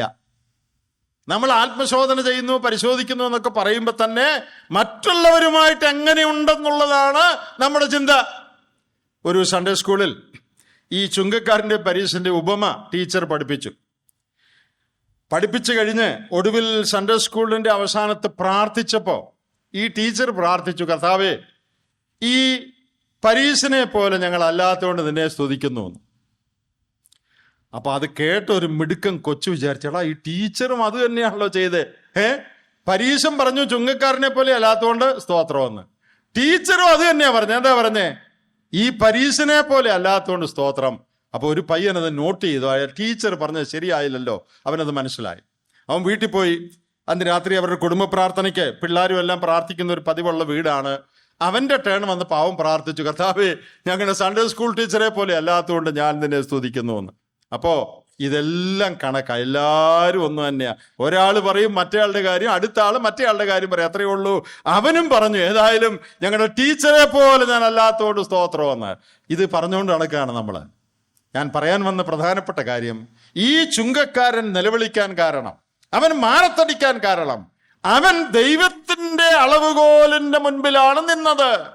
ഈ എഴുത്തുകളുടെ ഒരു പ്രത്യേകത, ഈ 7 എഴുത്തുകളുടെ ഒരു പ്രത്യേകത, ആ 7 എഴുത്തുകളുടെയും അസസ്മെന്റ് അപ്പോസ്തലന്മാരുടെ അസസ്മെന്റ് അല്ല, അവിടെ പ്രവർത്തിച്ച ആളുകളുടെ അസസ്മെന്റ് അല്ല, സഭയിലെ മൂപ്പന്മാരുടെ അസസ്മെന്റ് അല്ല, കർത്താവിന്റെ അസസ്മെന്റ്. ഇന്ന് രാത്രി ഞാനിവിടെ ഒരു നിമിഷം നിർത്തി ചോദിക്കട്ടെ, നമ്മുടെ സഭകളെ കുറിച്ച് നമുക്ക് ചിലപ്പോൾ നല്ല അഭിപ്രായം കാണുമായിരിക്കും, മറ്റുള്ളവർക്കും നല്ല അഭിപ്രായം കാണുമായിരിക്കും. എന്നാൽ എൻ്റെ സഭയെക്കുറിച്ച് ദൈവത്തിനുള്ള അസസ്മെന്റ് എന്താ? ദൈവത്തിന്റെ വിശുദ്ധിയുടെ നിലവാരം, ദൈവത്തിന്റെ സ്റ്റാൻഡേർഡ് വെച്ച് അളന്നാൽ എൻ്റെ സഭയെ ദൈവം എങ്ങനെ അളക്കും? ഇനി കുറച്ചുകൂടെ പേഴ്സണലായിട്ട് പറയാം, ദൈവത്തിന്റെ സ്റ്റാൻഡേർഡ് വെച്ച് എൻ്റെ ജീവിതം, സഭയെന്ന് പറഞ്ഞാൽ ആളുകളാണല്ലോ, സഭാംഗങ്ങളെ അല്ല, എൻ്റെ ജീവിതത്തെ ദൈവം അളന്നാൽ, ദൈവത്തിന്റെ സ്റ്റാൻഡേർഡ് വെച്ച് അളന്നാൽ എൻ്റെ ജീവിതം എങ്ങനെയിരിക്കുന്നു, മറ്റുള്ളവരുടെ മുമ്പിൽ എങ്ങനെ ഇരിക്കുന്നു എന്നുള്ളതല്ല, ദൈവത്തിന്റെ നിലവാരവുമായി തട്ടിച്ചു നോക്കുമ്പോൾ തിരുവെഴുത്ത് എന്നോട് ആവശ്യപ്പെടുന്ന ഉന്നതമായ നിലവാരം, ജീവിതശൈലി, അതുമായിട്ട് തട്ടിച്ചു നോക്കുമ്പോൾ എൻ്റെ ജീവിതത്തിന്റെ സ്റ്റാൻഡേർഡ് എന്താണ്, എൻ്റെ ജീവിതത്തിന്റെ നിലവാരം എങ്ങനെയുള്ളത്? ഈ എഴുത്തുകളുടെ എല്ലാം ഒടുവിൽ ഇങ്ങനെ പറഞ്ഞിട്ടുണ്ട്, ചെവിയുള്ളവൻ കേൾക്കട്ടെ. അങ്ങനെയായി എഴുത്തുകളെല്ലാം അവസാനിപ്പിക്കുന്നത്. അതുകൊണ്ട് ആത്മാവ് സഭകളോട് പറയുന്നതെന്ന് ചെവിയുള്ളവൻ കേൾക്കട്ടെ. പേഴ്സണലായിട്ടാണ് പറഞ്ഞിരിക്കുന്നത്. ആത്മാവ് സഭകളോട് പറയുന്നത് ചെവിയുള്ളവൻ കേൾക്കട്ടെ. ചെവിയുള്ള എല്ലാവരും കേൾക്കുന്നില്ലേ? പിന്നെ ഈ പറഞ്ഞതിൻ്റെ അർത്ഥം എന്താ? ചെവിയുള്ള എല്ലാവരും കേൾക്കുന്നില്ലേ? ചെവിയുള്ള എല്ലാവരും കേൾക്കുന്നുണ്ട്, പക്ഷേ ഈ അർത്ഥത്തിൽ കേൾക്കുന്നില്ല. ദൈവം എന്താണ് പറയുന്നതെന്ന് കേൾക്കുന്നില്ല. പ്രസംഗകൻ പറയുന്നത് കേൾക്കുന്നുണ്ട്, പ്രസംഗമെല്ലാം മനസ്സിലായി, പക്ഷേ what is God trying to speak to me, അത് മനസ്സിലാക്കുന്ന എത്ര പേരുണ്ട്? പ്രസംഗിച്ചയാൾ പറഞ്ഞതെല്ലാം എനിക്ക് മനസ്സിലായി, പക്ഷേ ദൈവം എന്നോട് എന്താണ് ആ ദൂതിൽ കൂടെ പറയാൻ ശ്രമിക്കുന്നത്, എൻ്റെ ജീവിതത്തിൻ്റെ ഏത് മേഖലയിന്മേലാണ് ദൈവം വിരൽ വെക്കുന്നത്, അത് മനസ്സിലാക്കുന്ന എത്ര പേരുണ്ട്? ഏകവചനത്തിൽ പറഞ്ഞിരിക്കുകയാണ് ചെവി ഉള്ളവൻ. അനേകരും കേട്ടില്ലെന്ന് വരാം, എന്നാൽ ഇന്ന് രാത്രി കേൾക്കുവാൻ മനസ്സുള്ള ഒരു പക്ഷേ ചുരുക്കം പേരെ ഉള്ളായിരിക്കാം. ആ ചുരുക്കം പേരുടെ കൂട്ടത്തിൽ ദൈവത്തിന്റെ അസസ്മെന്റ് സ്വീകരിക്കുവാൻ, ദൈവത്തിന്റെ വിലയിരുത്തൽ ഗൗരവമായിട്ടെടുക്കുവാൻ മനസ്സുള്ള, അതനുസരിച്ച് പ്രവർത്തിക്കുവാൻ മനസ്സുള്ള ഒരുവളായി ഞാനിരിക്കട്ടെ. ആത്മാവ് സഭകളോട് പറയുന്ന എന്തെന്ന്? ചെവിയുള്ളവൻ കേൾക്കട്ടെ. ഞാൻ ഇനി ആത്മാവ് പറഞ്ഞ കാര്യം എന്താണ് എന്നുള്ളതിലേക്ക് ഒന്ന് വരട്ടെ. ആ വിലയിരുത്തലിന്റെ പ്രത്യേകത എന്താണ് എന്നാണ് ഇത്രയും നേരം പറഞ്ഞുകൊണ്ടിരുന്നത്. ഇനി ഈ ആത്മാവ് എന്താ പറഞ്ഞത്? അതിനു മുമ്പ് ഒരു കാര്യം കൂടെ ഒന്ന് സൂചിപ്പിച്ചുകൊള്ളട്ടെ. ഇവിടെ സഭകളെ വിളിച്ചിരിക്കുന്ന പേര് ഗോൾഡൻ ലാംപ് സ്റ്റാൻഡ് അല്ലെങ്കിൽ കാൻഡിൽ സ്റ്റിക്ക്. എന്താണ്? പൊൻനിലവിളക്ക് എന്നാണ്. അത് നമ്മുടെ മനസ്സിൽ കൊണ്ടുവരുന്ന ലളിതമായ രണ്ട് ചിന്തകളുണ്ട്. പൊന്ന്, ഗോൾഡൻ എന്ന് പറയുന്നത് അതിൻ്റെ പ്രഷ്യസ്നെസ്സിനെ, അതിൻ്റെ ഡിവൈൻ നേച്ചറിനെ കാണിക്കുന്നതാണ്. ദൈവീകമാണത്, വിലയേറിയതാണത്. വെറുമൊരു നിലവിളക്കല്ല, പൊൻനിലവിളക്കാണ്. ഓരോ സഭയും സ്ഥലം സഭയും ദൈവത്തിന് വളരെ വിലപ്പെട്ടതാണ്. അത് എത്ര ചെറിയ സഭയായിക്കൊള്ളട്ടെ, എത്ര പരിജ്ഞാനം കുറഞ്ഞവരുടെ സഭയായിക്കൊള്ളട്ടെ, എത്ര കുറവുകളുള്ള സഭയായിക്കൊള്ളട്ടെ, ഓരോ സഭയും ദൈവത്തിന് വിലയേറിയതാണ്. ഈ church is precious to God. പൊൻനിലവിളക്ക്, ദൈവീകമായ വില അതിന് കൊടുത്തിരിക്കുക. പിന്നെ വിളക്ക് എന്ന് പറഞ്ഞിരിക്കുന്നതിൻ്റെ ഏറ്റവും പ്രധാനപ്പെട്ട ആശയം, വിളക്ക് എന്തിന് ഉള്ളതാണ് നമുക്ക് എല്ലാവർക്കും അറിയാം.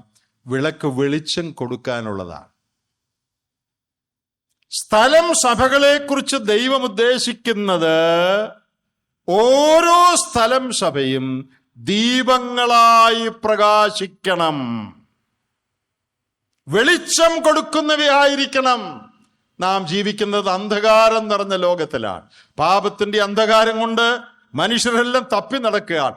ഏത് വഴിയാണ് പോകേണ്ടതെന്ന് അറിയാതെ, വഴി അറിയാതെ കുരുടന്മാരായി ലക്ഷക്കണക്കിന് ആളുകൾ നമ്മുടെ ചുറ്റും നടക്കുകയാണ്.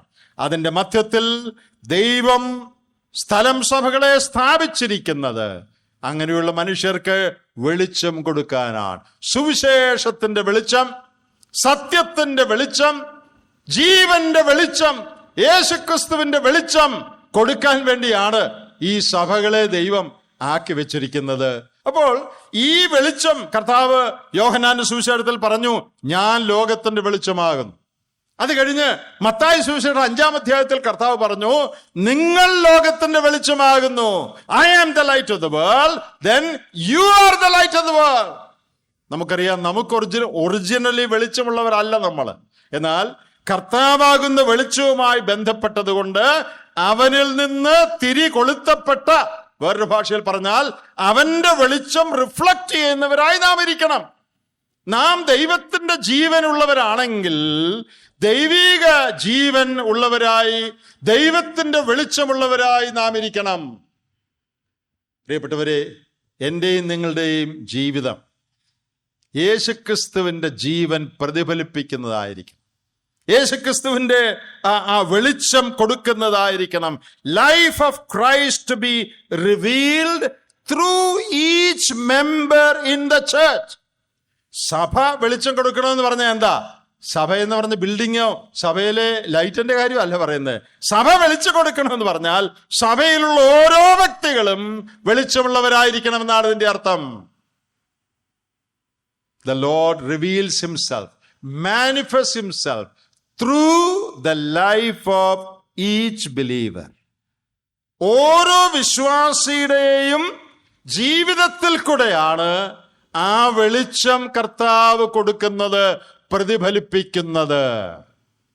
അപ്പോൾ ഞാനൊരു സഭാവിശ്വാസിയാണെങ്കിൽ, സഭാംഗമാണെങ്കിൽ, എൻ്റെ ജീവിതത്തിൽ ക്രിസ്തുവിൻ്റെ വെളിച്ചം വിളങ്ങിക്കാണണം.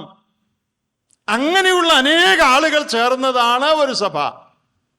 അപ്പൊ സഭയുടെ വെളിച്ചം, സഭ കാൻഡിൽ സ്റ്റിക്ക് ആണെന്ന് പറഞ്ഞാൽ, ലാംപ് സ്റ്റാൻഡ് ആണെന്ന് പറഞ്ഞാൽ, ബിൽഡിംഗ് ലാംപ് സ്റ്റാമ്പ് ആണെന്നല്ല, സഭയിലുള്ള ആളുകൾ യേശുക്രിസ്തുവിന്റെ ജീവൻ പ്രതിഫലിപ്പിക്കുന്നവരാ, ക്രിസ്തുവിന്റെ ജീവൻ പ്രതിഫലിപ്പിക്കുന്നവരാ. ഇത് പറയുമ്പോൾ എൻ്റെ മനസ്സിലേക്ക് വരുന്ന ഒരു ചരിത്ര സംഭവം ഞാനൊന്ന് ഓർപ്പിക്കട്ടെ. ഞാനിത് പലയിടത്തും പറഞ്ഞിട്ടുള്ളതാണ്, എനിക്ക് പറയാൻ വളരെ ഇഷ്ടമുള്ളതാണ്. ഡേവിഡ് ലിവിങ്സ്റ്റനെ കുറിച്ച് നിങ്ങൾ എല്ലാവരും കേട്ടിട്ടുണ്ട്. സ്കോട്ടിഷുകാരനായ അദ്ദേഹമാണ് ആഫ്രിക്ക ഭൂഖണ്ഡം ലോകത്തിന് തുറന്നു കൊടുത്തത്. വളരെ കഷ്ടവും പ്രയാസവും സഹിച്ച് ആഫ്രിക്കയിൽ ചെന്ന് ആഫ്രിക്കയെ ലോകത്തിന് പരിചയപ്പെടുത്തി എന്ന് മാത്രമല്ല, അനേകരെ കർത്താവിലേക്ക് നേടുവാൻ, അനേകരെ വിശ്വാസത്തിലേക്ക് നയിക്കുവാൻ ദൈവം ഉപയോഗിച്ച ഒരാളാണ് ഡേവിഡ് ലിവിങ്സ്റ്റൺ. വളരെ യാതനകളും കഷ്ടങ്ങളും സഹിച്ചു. അദ്ദേഹം ഒരു മിഷണറി ആയിരുന്നു, ഒരു ഡോക്ടറുമായിരുന്നു. അദ്ദേഹം ആഫ്രിക്കയിൽ പ്രവർത്തിക്കുന്ന കാലത്ത് തൻ്റെ ഭാര്യ മേരി ആഫ്രിക്കയിൽ വെച്ചാണ് മരിക്കുന്നത്. ആ ഭാര്യയെ അടക്കി കഴിഞ്ഞ് താൻ തൻ്റെ കുടിലിൽ, താൻ താമസിക്കുന്ന വീട്ടിൽ തിരിച്ചു വരുമ്പോൾ വളരെ പ്രയാസകരമായൊരു സംഭവം ഉണ്ടായി. അതായത് തൻ്റെ മെഡിസിൻ ബോക്സ് ആരോ കട്ടുകൊണ്ടുപോയി, മോട്ടിച്ചുകൊണ്ടുപോയി. താൻ പലതരത്തിലുള്ള രോഗങ്ങളുള്ള ആളാണ്. ഈ മരുന്ന് വെട്ടിയാണ് തൻ്റെ ആശ്രയം. മരുന്ന് വരണമെങ്കിൽ ഇംഗ്ലണ്ടിൽ നിന്നൊക്കെ വരണം, അത് എത്രയോ നാളുകളെടുക്കും, അന്നത്തെ കാര്യമാണ്. കപ്പലൊക്കെ വരാൻ മാസങ്ങളെടുക്കും. തൻ്റെ മരുന്ന് വെട്ടി ആരോ മോഷ്ടിച്ചുകൊണ്ട് പോയി. താൻ വളരെ വിഷമത്തിലായി. അപ്പോൾ താൻ അവിടെ നിന്ന് പ്രാർത്ഥിച്ച്, എൻ്റെ കർത്താവേ, എനിക്ക് ഈ മരുന്ന് കഴിക്കാതെ മുമ്പോട്ട് പോകാൻ പറ്റില്ല, അതുകൊണ്ട് എങ്ങനെയെങ്കിലും മരുന്ന് എനിക്ക് കിട്ടണം. അല്പസമയം കഴിഞ്ഞ് തൻ്റെ കുടിലിന് മുൻപിൽ മറ്റൊരു വെള്ളക്കാരൻ നിൽക്കുന്നത് താൻ കണ്ടു. അദ്ദേഹം ചോദിച്ചു, ഡേവിഡ് ലിവിങ്സ്റ്റൺ, ഐ പ്രിസ്യൂം, നിങ്ങളാണ് ഡേവിഡ് ലിവിങ്സ്റ്റൺ അല്ലേ എന്ന് ചോദിച്ചു. അപ്പോൾ ലിവിങ്സ്റ്റൺ പറഞ്ഞു, അതെ. അപ്പോൾ ആ മനുഷ്യൻ പറഞ്ഞു, I am Henry M Stanley, a press reporter from UK. ഞാൻ വിചാരിക്കുന്നു രാജ്ഞി തന്നെ അയച്ചതാണെന്നാണ് എൻ്റെ ഓർമ്മ. ഹെൻറി എം സ്റ്റാൻലി എന്ന് പറയുന്ന ഒരു പ്രസ് റിപ്പോർട്ടർ ഡേവിഡ് ലിവിങ്സ്റ്റൺ പ്രവർത്തനത്തെക്കുറിച്ച് റിപ്പോർട്ട് ചെയ്ത് അറിയിക്കാനായിട്ട് കൂടെ നടന്ന് അതൊക്കെ രേഖപ്പെടുത്താനായിട്ട് വന്ന ഒരാളാണ്, ഇംഗ്ലണ്ടിൽ നിന്ന് അയക്കപ്പെട്ട ആളാണ് എന്നാണ് എൻ്റെ ഓർമ്മ. അപ്പോൾ ആ മനുഷ്യൻ പറഞ്ഞു, ഞാൻ ഇന്ന കാര്യത്തിന് വന്നതാണ്, എന്നാൽ നിങ്ങളുടെ കൂടെ പ്രവർത്തിക്കാൻ തുടങ്ങുന്നതിന് മുമ്പ് എനിക്ക് 2 കാര്യം പറയാനുണ്ട്. ഈ ഹെൻറി പറയുക, ഒന്നാമത്തെ കാര്യം, നിങ്ങൾക്ക് വേണ്ടി കുറച്ച് മരുന്ന് ഒരാൾ തന്നു വിട്ടിട്ടുണ്ട്, അതാണ് ആദ്യത്തെ കാര്യം. അപ്പോൾ അത് വലിയൊരു ആശ്വാസമായി. അതോടൊപ്പം പറഞ്ഞ വേറൊരു കാര്യം, മറ്റൊരു കാര്യം എനിക്ക് പറയാനുള്ളത്, അദ്ദേഹത്തിൻ്റെ വാക്കുകൾ തന്നെ ഞാൻ പറയുകയാണ്. I am the biggest swaggering atheist on the face of the earth. Please don't try to convert me. നിങ്ങളുടെ കൂടെ ഞാൻ താമസിച്ച് പ്രവർത്തിക്കാനുള്ള ഒരു കണ്ടീഷനുണ്ട്. എന്താ കണ്ടീഷൻ എന്നറിയാമോ? I am the biggest swaggering atheist on the face of the earth. ഈ ഭൂമിയുടെ പരപ്പിൽ ജീവിക്കുന്ന ഏറ്റവും വലിയ നിരീശ്വരനാണ് ഞാൻ. എന്നെ പോലെ വേറെ നിരീശ്വരനില്ല. അതുകൊണ്ട് ദയവ് ചെയ്ത് എന്നെ മാനസാന്തരപ്പെടുത്താനായിട്ട് നോക്കല്ല. ഈ കണ്ടീഷനിൽ നിങ്ങളുടെ കൂടെ ഞാൻ പ്രവർത്തിക്കാം. അങ്ങനെയാണ് ഹെൻറി എം സ്റ്റാൻലി ഇദ്ദേഹത്തോടൊപ്പം പ്രവർത്തിക്കാനായിട്ട് തീരുമാനിച്ചത്. അങ്ങനെ പ്രവർത്തിച്ച് വരവേ 4 മാസം കഴിഞ്ഞപ്പോൾ the biggest swaggering atheist on the face of the earth knelt down in African soil and accepted Christ. ഭൂമിയിലെ ഏറ്റവും വലിയ നിരീശ്വരൻ ആഫ്രിക്കയുടെ മണ്ണിൽ മുട്ടുകുത്തി കർത്താവിനെ രക്ഷിതാവായി സ്വീകരിച്ചു. ഞാനിപ്പോൾ എന്തിനാണ് ഇത് പറഞ്ഞതെന്നറിയാമോ? ഞാൻ പറഞ്ഞു വരുന്ന കാര്യം തെളിയിക്കാനാണ്. എന്താ പറഞ്ഞു വന്നത്? നമ്മുടെ ജീവിതത്തിൽ കാണുന്ന വെളിച്ചം, ക്രിസ്തുവിൻ്റെ വെളിച്ചം. എന്നിട്ട് ഈ ഹെൻറി ഇതിനെക്കുറിച്ച് എഴുതിയിരിക്കുന്നത് എന്താണെന്നറിയാമോ? ഈ നിരീശ്വരനായി ഞാൻ രക്ഷിക്കപ്പെടാനുള്ള കാരണം എന്താണ് എന്ന് അദ്ദേഹം എഴുതിയിരിക്കുന്നത്, the power of that Christ life was awesome and I had to buckle in. I could not hold out any longer. ഈ ഹെൻറി എം സ്റ്റാൻലി എഴുതിയിരിക്കുകയാണ്, ഡേവിഡ് ലിവിങ്സ്റ്റണിൽ കണ്ട ക്രിസ്തുവിന്റെ ജീവൻ, ദാറ്റ് വാസ് ഓസം. അത് അതിമനോഹരമായിരുന്നു. കീഴ്പ്പെടുക അല്ലാതെ വേറൊരു മാർഗവുമില്ലായിരുന്നു. I could not hold out any longer. ഇനിയും ഇതിനെതിരെ പിടിച്ചു നിൽക്കാൻ എനിക്ക് ഒരു രക്ഷയുമില്ലായിരുന്നു. അതുകൊണ്ടാണ് ഞാൻ മുട്ടുമടക്കിയത്. ഇത് അദ്ദേഹത്തിൻ്റെ, ഇത് നിങ്ങൾക്കും വായിക്കാവുന്നതാണ്. ഡേവിഡ് ലിവിങ്സ്റ്റന്റെ അനേക ജീവചരിത്രങ്ങളുണ്ട്. അതിൽ ഏറ്റവും നല്ല ജീവചരിത്രം ഈ ഹെൻറി എം സ്റ്റാൻലി എഴുതിയ ജീവചരിത്രമാണ്. ഞാൻ എന്തിനാണ് ഇപ്പോൾ ഇത് പറഞ്ഞതെന്ന് എല്ലാവർക്കും മനസ്സിലായല്ലോ. ദീപസ്തംഭം വെളിച്ചം കൊടുക്കുന്നതാണ്. എന്താ വെളിച്ചം കൊടുക്കുക എന്ന് പറഞ്ഞാൽ, സഭ വെളിച്ചം കൊടുക്കേണ്ടതാണ്. ലോകത്തിന്റെ വെളിച്ചം എന്താ? നമ്മുടെ ഓരോരുത്തരുടെയും ജീവിതം ക്രിസ്തുവിന്റെ വെളിച്ചം, ക്രിസ്തുവിന്റെ സ്വഭാവം, അത് ലോകത്തിന് മുമ്പിൽ പ്രദർശിപ്പിക്കാനായിട്ട് വെക്കപ്പെട്ടിരിക്കുന്ന ദീപസ്തംഭങ്ങളാണ് നാം ഓരോരുത്തരും, അല്ലെങ്കിൽ നാം ചേരുന്ന നമ്മുടെ സഭ. ഈ വെളിച്ചം മറ്റുള്ളവർ കാണുമ്പോൾ പ്രസംഗം കൂടാതെ, വാക്കുകൾ കൂടാതെ അവർ കർത്താവിലേക്ക് ആകർഷിക്കപ്പെടുമെന്നുള്ളതിൻ്റെ ഏറ്റവും വലിയ തെളിവാണ് ഡേവിഡ് ലിവിങ്സ്റ്റന്റെ ജീവിതം. ഇതുപോലെയും വേറെയും സംഭവങ്ങൾ നിങ്ങൾ കേട്ട് കാണും. പ്രിയപ്പെട്ടവരെ, നമ്മെ ലാംപ് സ്റ്റാൻഡ്സ് ആയിട്ട് ദൈവം സ്ഥലം സഭകളായി അവിടെവിടങ്ങളിൽ നിർത്തിയിരിക്കുന്നത് ഡെക്കറേഷന് വേണ്ടിയല്ല. വലിയ ഹോളുണ്ടാക്കി ബ്രദറൻ സഭ എന്ന് പേരെഴുതി വെച്ച് ഭംഗിയായിട്ട് AC ഒക്കെ ചെയ്ത് അതിനകത്ത് എല്ലാവരും കൂടെ സുഖമായിട്ടിരിക്കാനല്ല. അങ്ങനെയൊന്നും ചെയ്യുന്നതുകൊണ്ട് തെറ്റൊന്നുമില്ല. AC ഒക്കെ സുഖമായിട്ടിരിക്കുന്നതുകൊണ്ട് തെറ്റില്ല. പക്ഷേ പ്രൈമറി പർപ്പസ് ഡെക്കറേറ്റീവ് അല്ല, പിന്നെ ലൈഫ് ഗിവിംഗ്, ആകർഷണമായിരിക്കുക, അലങ്കാരമായിരിക്കുക എന്നുള്ളതല്ല. നമ്മുടെ ഓരോരുത്തരുടെയും ജീവിതങ്ങൾ യേശുക്രിസ്തുവിന്റെ വെളിച്ചം, അവന്റെ ജീവൻ പ്രതിഫലിപ്പിക്കുന്നതായിരിക്കണം. ഞാൻ സന്ദേശത്തിലേക്ക് വരട്ടെ. ആ 7 സഭകൾക്കുള്ള ദൂതിലെ ഒന്നാമത്തെ സഭ, എഫേസോസ് സഭയ്ക്കുള്ള ദൂത്, നമ്മളത് വായിച്ചല്ലോ. അതുകൊണ്ട് അതിൻ്റെ രത്നച്ചുരുക്കം മാത്രം പറഞ്ഞാൽ മതിയാകും എന്ന് ഞാൻ വിചാരിക്കുന്നു. ഈ എഴുത്തിൽ ആദ്യം കർത്താവ് അവരുടെ നല്ല കാര്യങ്ങളെ പ്രശംസിച്ച് പറയുന്നു. പല കാര്യങ്ങളും ഇവിടെ പറഞ്ഞിട്ടുണ്ട്. അവരുടെ പ്രവൃത്തി, അവരുടെ പ്രയത്നം, അവരുടെ സഹിഷ്ണുത, കൊള്ളരുതാത്തവരെ സഹിച്ചുകൂടാത്തത്, അപ്പോസ്തലന്മാരല്ലാതിരിക്കെ അപ്പോസ്തലന്മാരെന്ന് പറയുന്നവരെ പരീക്ഷിച്ച് കള്ളന്മാരെന്ന് കണ്ടത്. ഇപ്പൊ ഇവിടെ എന്തൊക്കെ പറഞ്ഞിട്ടുണ്ട്? നമുക്ക് രണ്ടായിട്ട് ഇതിനെ തിരിക്കാം, 2 or 3 ആയിട്ട് തിരിക്കാം. അവരുടെ their activity, their labor. ഇവിടെ പ്രയത്നം എന്ന് തർജ്ജമ ചെയ്തിരിക്കുന്ന ഈ വാക്ക് ക്ഷീണിച്ച് പോകുന്നത് വരെയുള്ള അധ്വാനം എന്നർത്ഥമുള്ളൊരു വാക്കാണ്. Labouring to the point of tiredness. പണിത് ക്ഷീണിച്ചു പോകുന്നത് വരെയുള്ള അധ്വാനം, അതാണ് പ്രയത്നം എന്ന് ഇവിടെ തർജ്ജമ ചെയ്തിരിക്കുന്നത്. എന്ന് പറഞ്ഞാൽ അവർ വളരെ കാര്യമായിട്ട് അധ്വാനിക്കുന്നവരായിരുന്നു.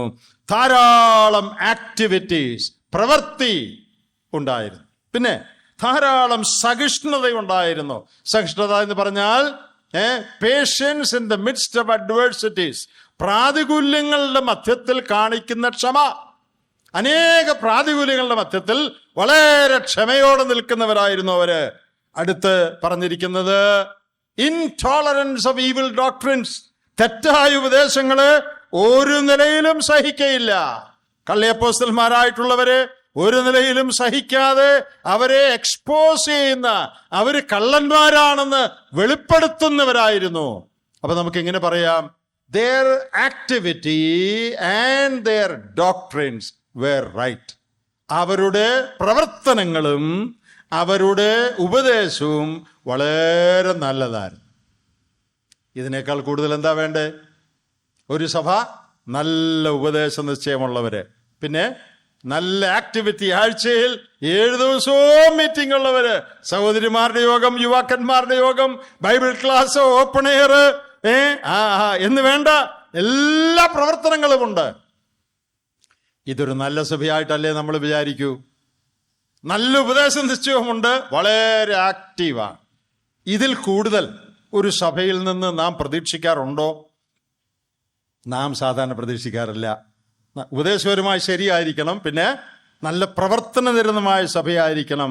ഇത്രയും മാത്രമേ നാം സാധാരണഗതിയിൽ ഒരു സഭയിൽ കുറിച്ച് അവിടെ താഴെ പറയുന്നുണ്ട്, എൻ്റെ നാമനിമിത്തം നീ സഹിച്ചത്, തളർന്നു പോകാഞ്ഞത് ഞാൻ അറിയുന്നു. എന്നാൽ പ്രിയപ്പെട്ടവരെ, ഈ നല്ല കാര്യങ്ങൾ പ്രശംസയായി പറഞ്ഞതിന് ശേഷം വളരെ ഗൗരവമേറിയ ഒരു കാര്യം കർത്താവ് പറയുക. എന്താ അത്? എങ്കിലും ഒരു കുറ്റം നിന്നെക്കുറിച്ച് പറവാനും. എന്താ കുറ്റം? ആദ്യ സ്നേഹം വിട്ടുകളഞ്ഞു. അത് എത്ര വലിയ കാര്യമാണ്. നമ്മുടെ ചിന്തയിലൊന്ന് ചിന്തിച്ചു നോക്കി. ഒരു സഭ ഉപദേശപരമായി ശരിയാണ്, എല്ലാ ആക്ടിവിറ്റീസും ഉണ്ട്, പിന്നെ അവരുടെ ഇടയിൽ സ്നേഹം ഒരല്പം കുറവാ. അതിപ്പോ എത്ര വലിയ കാര്യം, അതിപ്പോ പറയേണ്ട കാര്യമുണ്ടോ? ബാക്കിയെല്ലാം റെഡിയാണല്ലോ, ഏതായാലും ഉപദേശം ശരിയാണല്ലോ. അതാണ് ഞാൻ മുമ്പേ പറഞ്ഞത്, നമ്മുടെ ഇവാലുവേഷനും കർത്താവിൻ്റെ ഇവാലുവേഷനും തമ്മിൽ ഭയങ്കര വ്യത്യാസമാണ്. നമ്മുടെ ഇവാലുവേഷനിൽ നല്ല ആക്റ്റീവ് ചർച്ചാണല്ലോ, ഡോക്ടറലി സൗണ്ട് ചർച്ചാണല്ലോ. പിന്നെ സ്നേഹം ഇപ്പൊ മനുഷ്യനല്ലേ, കുറച്ച് സ്നേഹത്തിലൊക്കെ കുറവ് വന്നെന്ന് വരാം, അത് ഇത്ര വലിയ കാര്യമാക്കണ്ട എന്നേ നാം ചിന്തിക്കൂ. പക്ഷേ കർത്താവ് ഇതിന് കൊടുത്ത ഗൗരവം ഞാൻ നിങ്ങളെ ഒന്ന് കാണിക്കട്ടെ. ഇതിനെ വിളിച്ചിരിക്കുന്നത് ആദ്യ സ്നേഹം വിട്ടുകളഞ്ഞു, അതിനെ കുറ്റമായിട്ടാണ് പറഞ്ഞിരിക്കുന്നത്. എന്നൊരു കുറ്റം. അപ്പോ അത് കുറ്റമാണ്. പിന്നെ അടുത്തത്, അതിനെ വീഴ്ച എന്നാണ് വിളിച്ചിരിക്കുന്നത്. ഏതിൽ നിന്ന് വീണിരിക്കുന്നു, ഇതൊരു വീഴ്ചയാണ്.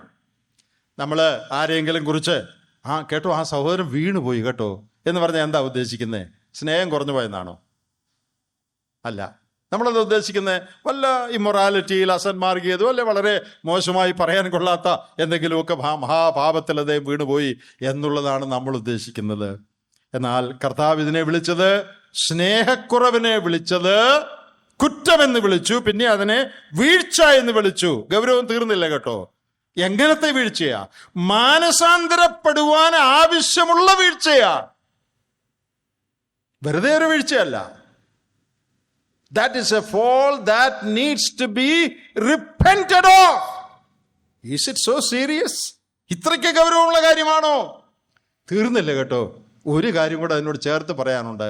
മാനസാന്തരപ്പെട്ടില്ലെങ്കിൽ ശിക്ഷിക്കത്തക്ക, അതായത് സഭാസാക്ഷ്യം തന്നെ നീക്കിക്കളയത്തക്കവണ്ണമുള്ള വീഴ്ചയാണ്. 4 കാര്യം നമ്മൾ പറഞ്ഞു.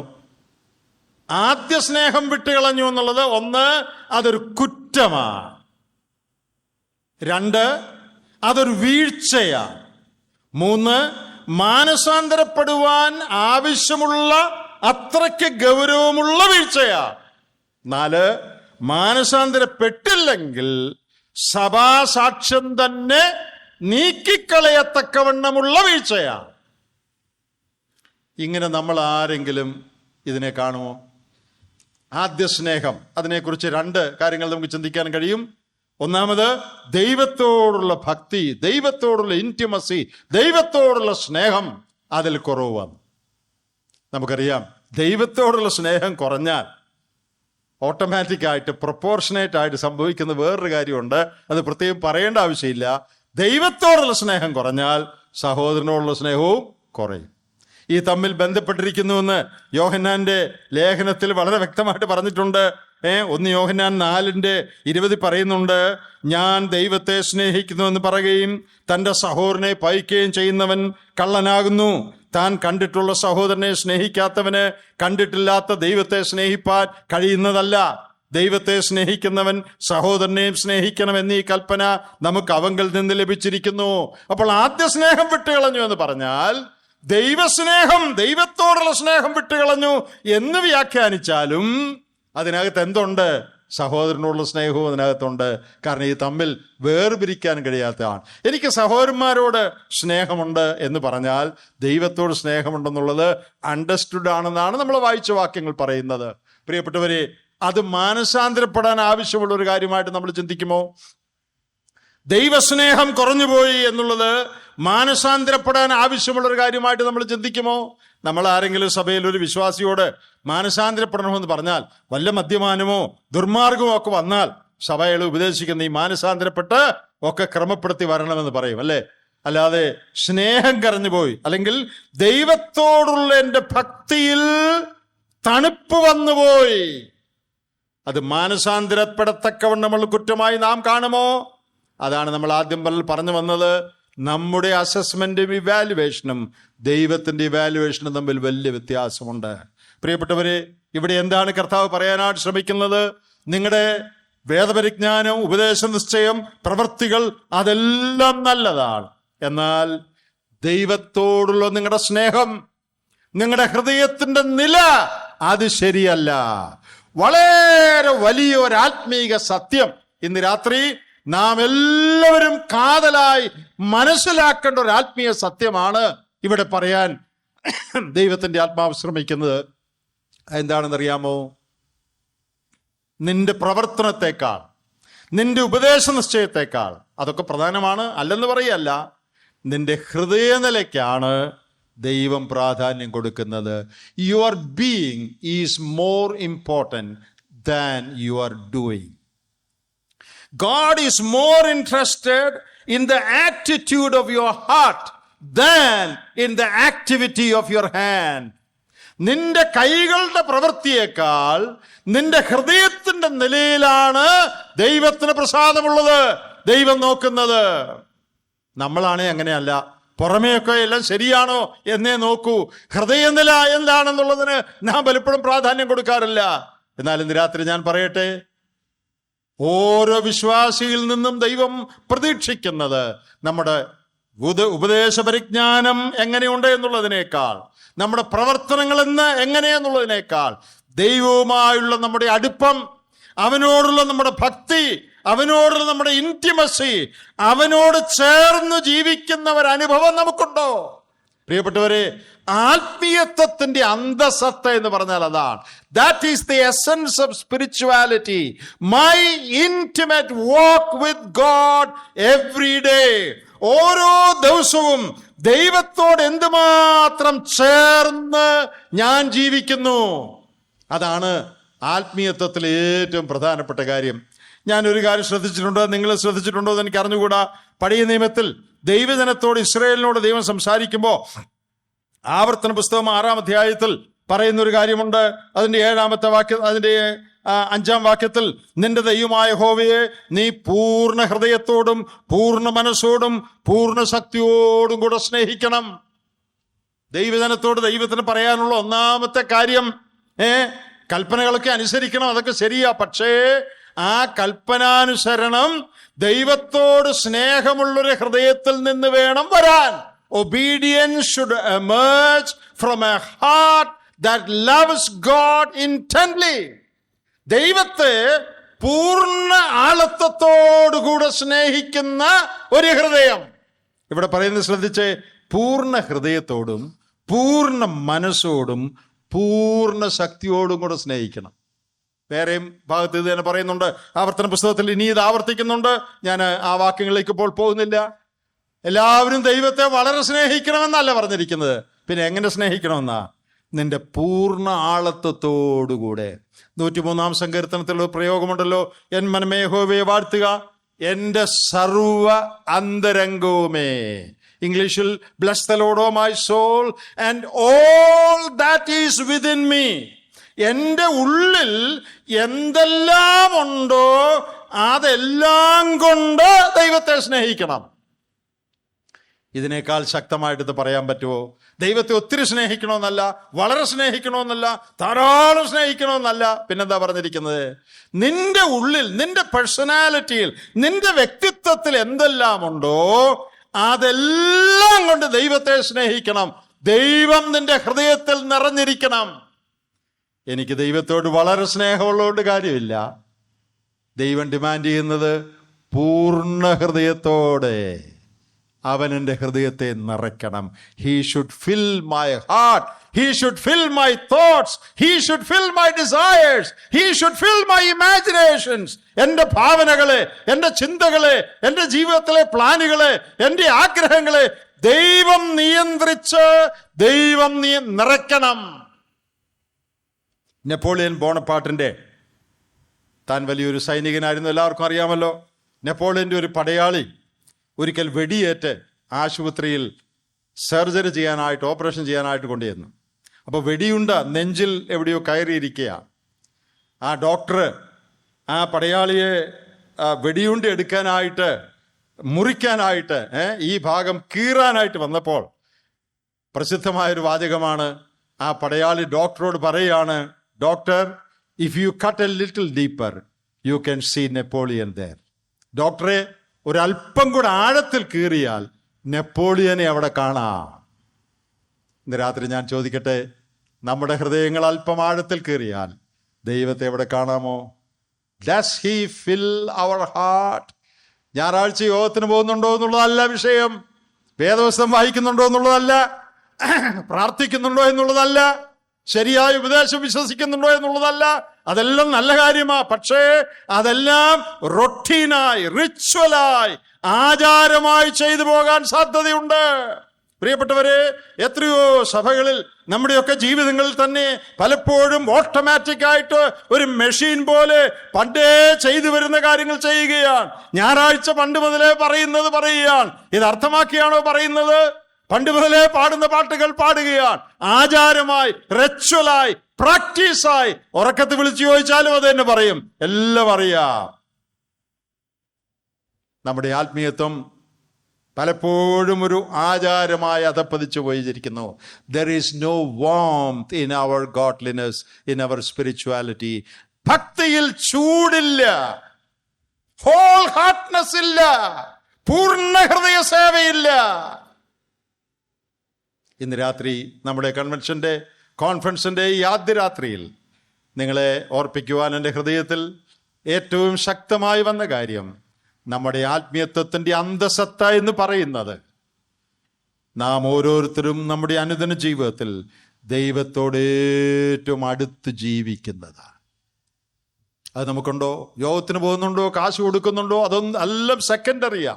ഒന്നാമത്, എൻ്റെ ജീവിതത്തിലെ ഓരോ നിമിഷവും ദൈവത്തോട് ഒരുമിച്ച് എൻ്റെ ചുവടുകൾ ഞാൻ വെക്കുന്നുണ്ടോ? എൻ്റെ ജീവിതത്തിലെ എല്ലാ കാര്യങ്ങളിലും ദൈവത്തെ ഞാൻ കൺസൾട്ട് ചെയ്യുന്നുണ്ടോ? കർത്താവിന് എൻ്റെ ജീവിതത്തിൽ ഒന്നാം സ്ഥാനമുണ്ടോ? എൻ്റെ പ്ലാനിങ്, എൻ്റെ ചിന്തകൾ, എൻ്റെ പരിപാടികൾ, എൻ്റെ വിവാഹം, എൻ്റെ പഠനം, എൻ്റെ ബിസിനസ്, എൻ്റെ ജോലി കാര്യങ്ങൾ, അതിലെല്ലാം കർത്താവാണോ മുമ്പിൽ?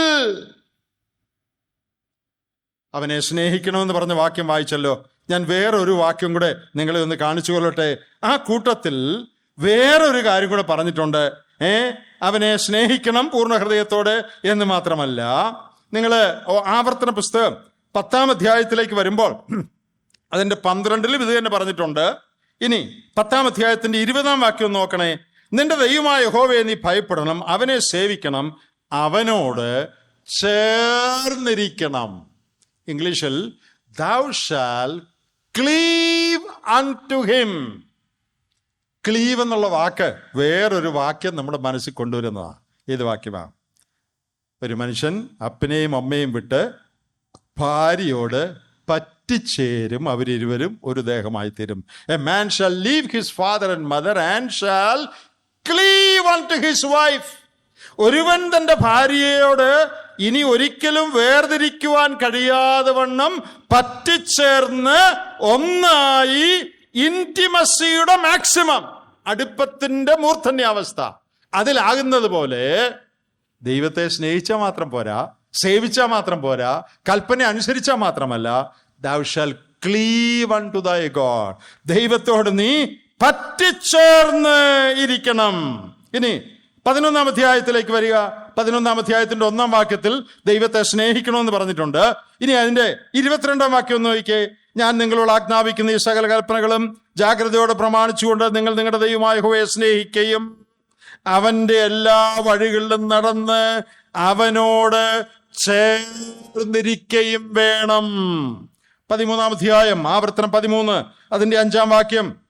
നിങ്ങളുടെ ദൈവമായ യഹോവയെ നിങ്ങൾ അനുസരിച്ച് ഭയപ്പെടുകയും അവന്റെ കൽപ്പന പ്രമാണിച്ച് അവന്റെ വാക്ക് കേൾക്കുകയും അവനെ സേവിച്ച് അവനോട് ചേർന്നിരിക്കുകയും വേണം. സ്നേഹിക്കണം പൂർണ്ണ ഹൃദയത്തോടെ എന്ന് പറഞ്ഞിട്ടുണ്ട്. എന്നാൽ പ്രിയപ്പെട്ടവരെ, അത് മാത്രമല്ല, അനേകവട്ടം ആവർത്തിച്ചു പറഞ്ഞിട്ടുണ്ട് ദൈവജനത്തോട്. എന്താ? നിങ്ങൾ ദൈവത്തോട് ചേർന്നിരിക്കണം. Thou shall Cleave unto thy God. Walk in absolute intimacy with God. ദൈവം നമ്മിൽ നിന്ന് പ്രതീക്ഷിക്കുന്നതാണ്. നമ്മുടെ ആത്മീയ ജീവിതം ശരിയാകണമെങ്കിൽ, നമ്മുടെ പ്രശ്നങ്ങൾ പരിഹരിക്കപ്പെടണമെങ്കിൽ, സഭകൾ ശരിയാകണമെങ്കിൽ, സഭയിലെ ഓരോ വ്യക്തിയും, നിങ്ങളും ഞാനും, നമ്മുടെ അനുദിന ജീവിതത്തിൽ ദൈവത്തോട് ഏറ്റവും ചേർന്ന് നടക്കുന്നവരായിരിക്കണം. ഓരോ ചുവടും ദൈവത്തോടൊപ്പം വെക്കുന്നവരായിരിക്കണം. ഓരോ നിമിഷവും ദൈവത്തിങ്കിലേക്ക് നോക്കുന്നവരായിരിക്കണം.